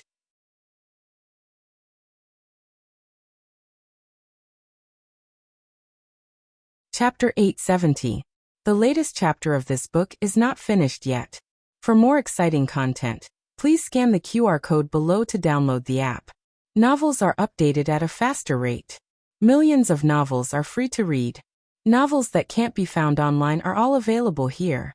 As soon as he said that, everyone seemed to feel the powerful spirit of Xianyuan. The morale of the soldiers on the battlefield was split in half.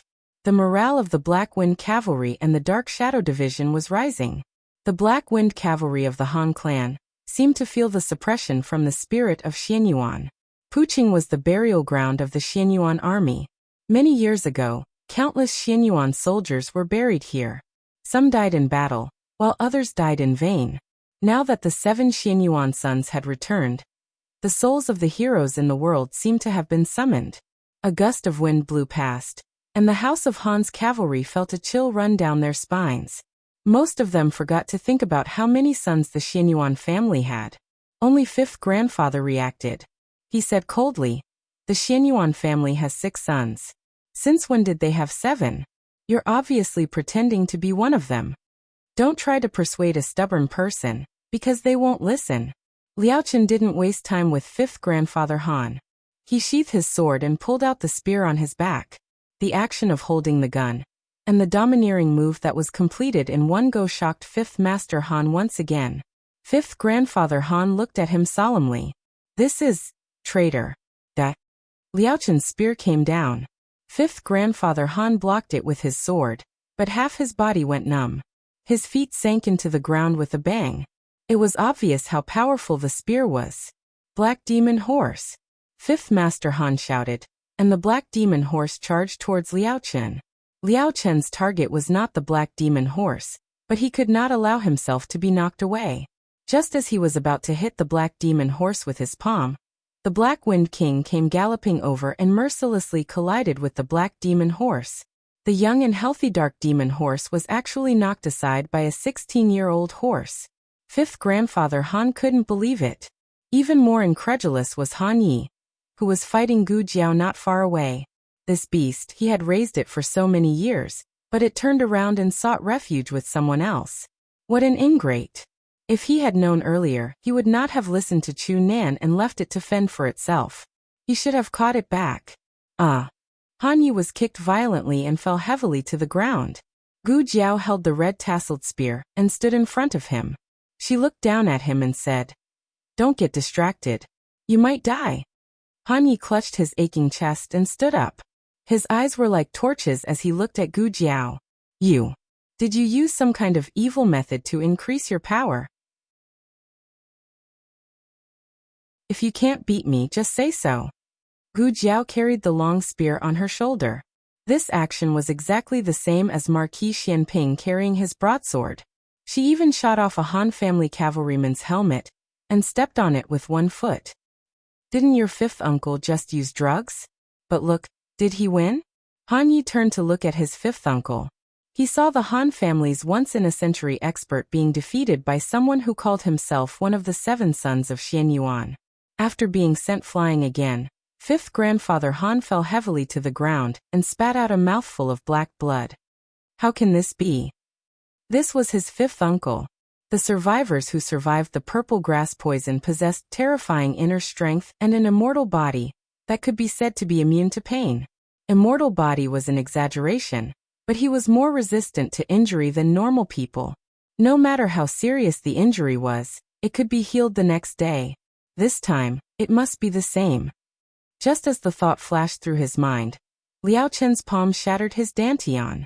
Liao Chen had countless chances to kill him, but he did not. Instead, Liao Chen took him down one move at a time.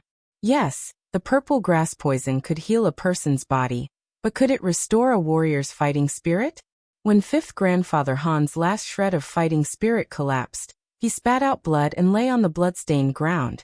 It wasn't that he'd run out of energy, but that he could feel the huge gap between him and Liao Chen. He was not a martial arts genius to begin with. It was only because he had been poisoned by the purple grass poison that he had such astonishing strength. Liao Chen was different. He was really strong. Fifth grandfather Han finally accepted his fate. He closed his eyes and accepted his fate. Liao Chen's spear pressed against his forehead but did not stab him. "You let my sixth brother go. Consider this life of mine repaying you in his stead." With that, Liao Chen put away his spear and turned to leave. Fifth grandfather Han suddenly opened his eyes and looked weakly at Liao Chen's departing figure. He asked in a hoarse voice, "Is sixth grandfather still alive?" Liao Chen did not answer. He mounted his horse and said to Gu Jiao, who was fighting Han Yi, "I'm going to kill Gong Sun Yu. I'll leave this to you." Gu Jiao shot Han Yi and knocked him down. "Go." Liao Chen led dozens of Dark Shadow Division fighters into the city gates. He rode his horse while the others used their lightness techniques. After entering the city, they split up and disappeared with a whoosh. A large group attracted attention and could easily be surrounded by the Jin army. It was much more secretive when they split up.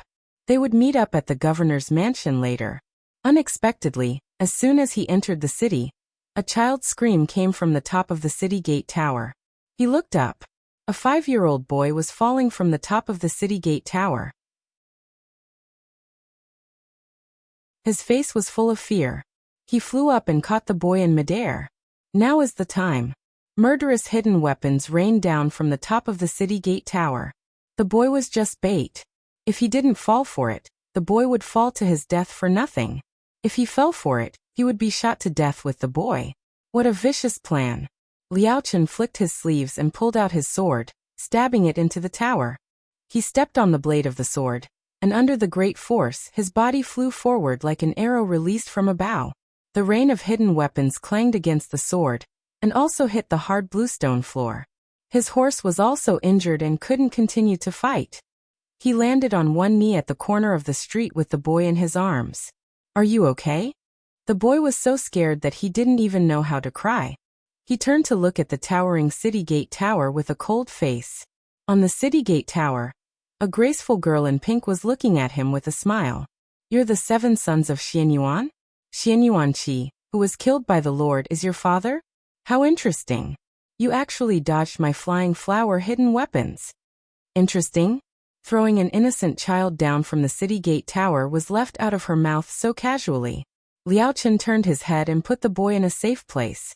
He looked at the top of the city gate tower with a murderous look. It was impossible to climb such a high distance with lightness techniques. However, he had just stabbed his sword so he could borrow some strength. Let's try. Liao Chen pulled out the long spear behind his back and stabbed it into the long sword. With 2 points to borrow strength, he shouldn't miss. Liao Chen flew up. No way. Climbing the city gate tower with your bare hands. Humph, how confident are you in your lightness techniques? Yu Liuyi didn't attack. She just looked at Liao Chen and waited for him to fall. Unexpectedly, Liao Chen really came up. Yu Liuyi widened her eyes in disbelief, looking at the man who flew in front of her. She was so shocked that she forgot to attack. Bang! A powerful sword energy came from behind Yu Liuyi. Liao Chen's eyes flashed. He slapped the wall of the city gate tower with his palm and supported his body upside down to avoid the attack. The next moment, 4 or 5 more powerful sword energies came at Liao Chen. This was a blatant sneak attack. Liao Chen's expression changed. He couldn't dodge. He was blasted off the city gate tower by the sharp sword energy. His whole body was numb for a moment. He couldn't use his internal energy and lightness techniques. Was he going to fall to his death? He looked at the grayish-blue sky. White clouds had appeared at some point. He saw his father's gentle and kind smile. He hadn't avenged his father. Was he going to die in vain? At the critical moment, a figure in a dark blue Taoist robe soared into the air from behind. The figure grabbed his waist, which was clad in armor, and brought him down slowly. His toes touched the ground and his whole body sank. Then he turned his head to look at the man who had appeared out of thin air. His eyes flashed fiercely. Ox nose. Taoist Qingfeng ignored him. He only raised his head and looked at the 5 swordsmen on the city gate tower with cold eyes. He said lightly, "His life is mine." The aces of the sword hut all frowned. That boy was already difficult to deal with. Why was there another one? Yu Liuyi's almond eyes widened. This stinking Taoist seems very strong. Capture him. I want both of them. I want to use them to test medicine. The 5 aces of the sword hut flew down from the city gate tower. Taoist Qingfeng looked at the pale Liao Chen and said, "You're injured." Liao Chen wiped the blood from the corner of his mouth. "It's nothing. Why are you here?" Taoist Qingfeng said, "I should be the one asking you this. But before you answer me, I have another question." Liao Chen didn't argue with Liao Chen on account of Liao Chen's kindness. "Go on." Taoist Qingfeng held a bag of dried buns in his hand. He asked seriously, "Is this Songxue Pass?" Liao Chen was speechless. Songxue Pass was in the northeast. This was the northwest. Digression. The third watch is here. Love Mud Cutie, the latest chapter of this book is not finished yet. For more exciting content, please scan the QR code below to download the app. Novels are updated even faster. Millions of novels are free to read. Novels with content that can't be found online are all available here. https://www.zhhbqg.com/89642_8964226/10542435. HTML Genius memorized this website's address in 1 second. www.zhhbqg.com Biku Pavilion's mobile reading website.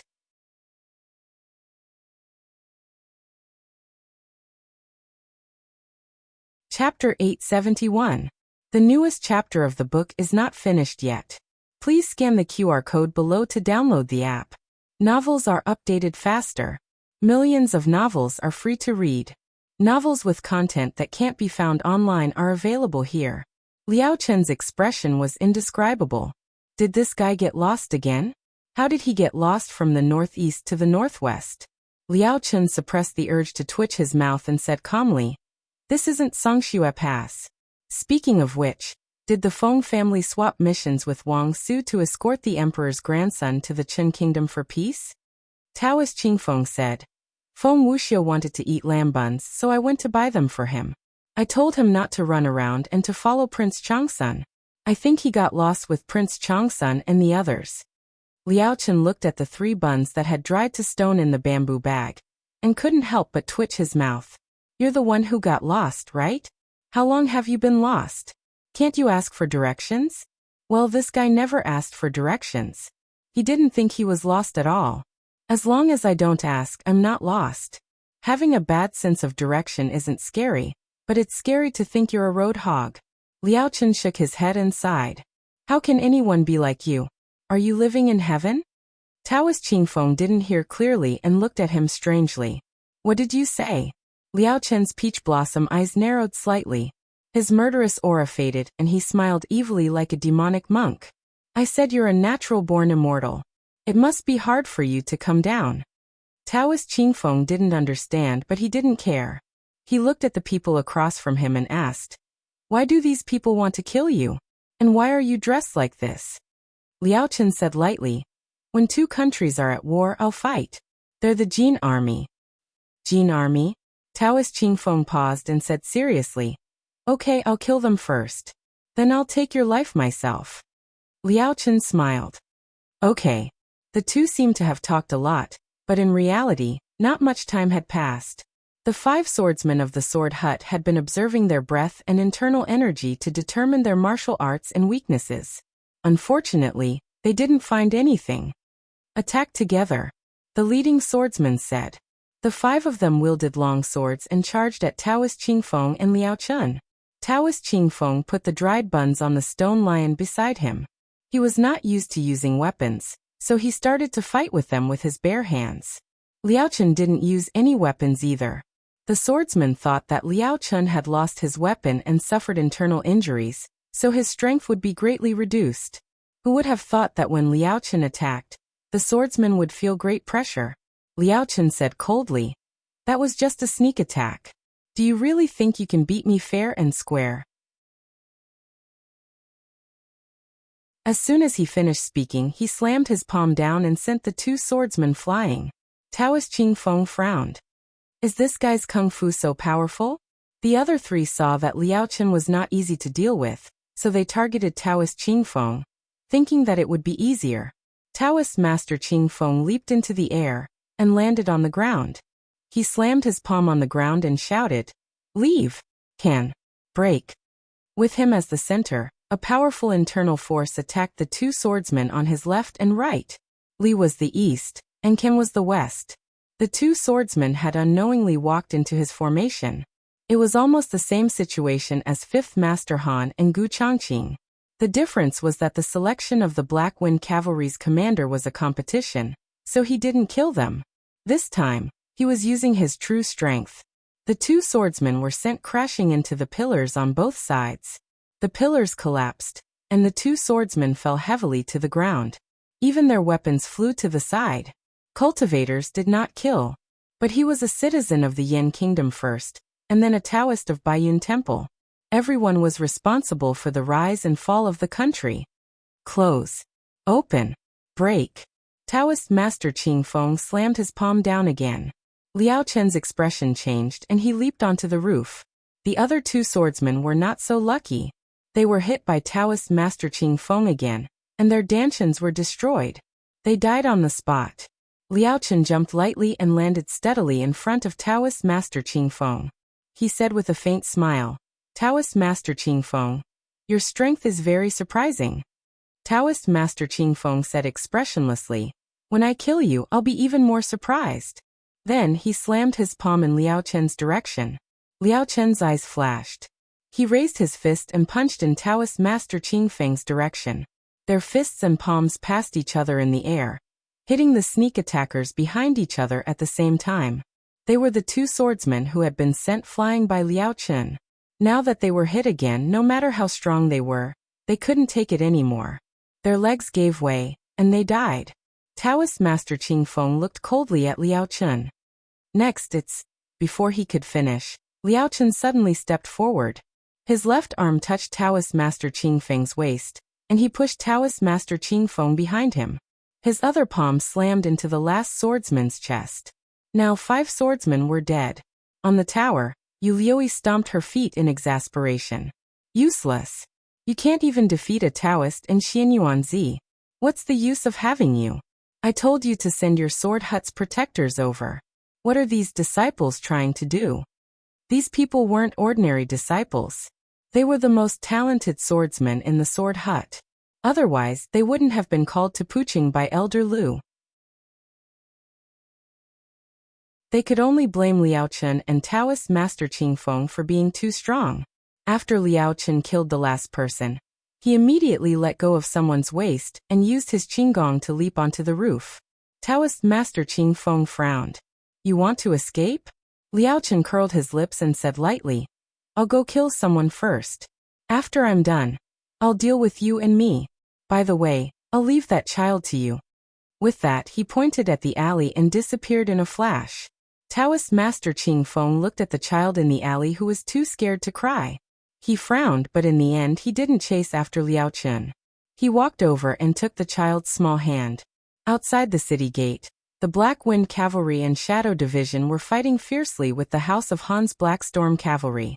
5th Grandfather Han was helped to the side by his servants. He sat on the cold ground with his back against the city wall. He watched the House of Han's Black Storm Cavalry fall one by one. Suddenly he felt powerless. Had all his years of perseverance been a mistake? Had all his efforts been wasted? Why couldn't they defeat the Black Wind Cavalry even though they were stronger? The House of Han's warhorses were stronger than the Black Wind Cavalry. Their tolerance for pain was also much higher. However, the Black Wind Cavalry had an unyielding will in their bones. They could suffer, they could die, but they would never retreat. He thought that with the strongest warhorse, he could train an unparalleled cavalry. Only now did he realize that being strong didn't equate to being powerful. The House of Han's Black Storm Cavalry might really lose. No, there was still the Black Demon Horse. There was still a chance. The Black Demon Horse was one of the few Black Storm Cavalry on the battlefield that wasn't affected. It was in the prime of its life and was young and strong. It wouldn't allow itself to lose to an old horse. It wanted to take back its position as the king of the horses. It launched its most powerful attack at the Black Wind King. With its speed and explosive power, the Black Wind King would definitely lose half of its life. The people around all broke out in cold sweat. Unfortunately, they were in the middle of a battle and couldn't rush over to save the Black Wind King. The Black Wind King panted slightly. It looked at the warhorse that was galloping towards it. It didn't seem to have any extra strength left to take the hit. Its body trembled and fell down weakly. Li Shun's expression changed. Black Wind King. The Black Demon Horse stepped over the Black Wind King and returned to its original position proudly and excitedly. It had defeated the old horse. It was the true king of warhorses. It raised its front hooves and declared its absolute dominance. At that moment, the Black Wind King, who had fallen to the ground, suddenly jumped up and bit the Black Demon Horse's neck.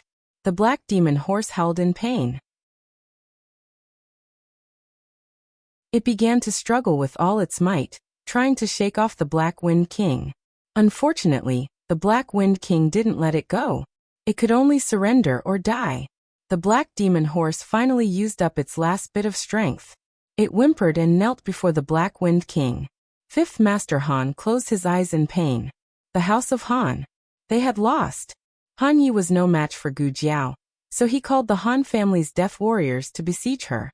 Gu Jiao didn't hesitate at all, killing one person with a single spear strike. Han Yi was injured, so the Han family's guards escorted him away. Gu Jiao chuckled. You want to leave? Not so easy.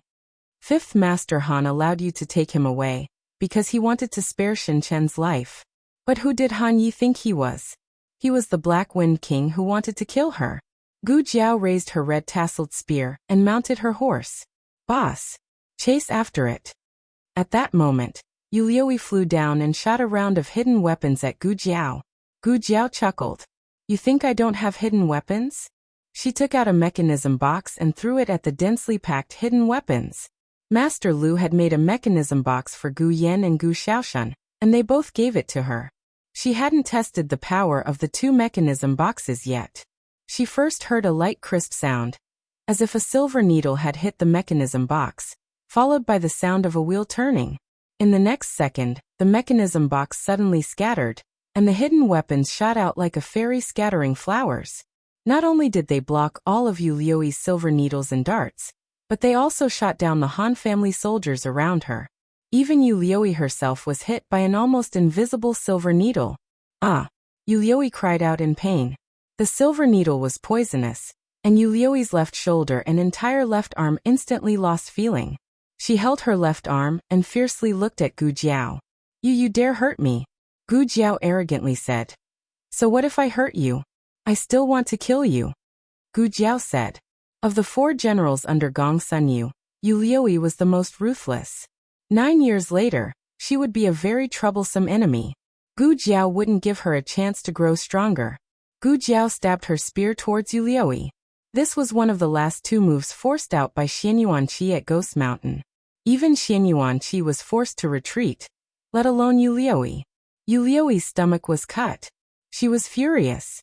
Who are you? Gu Jiao said indifferently. Why do you care who I am?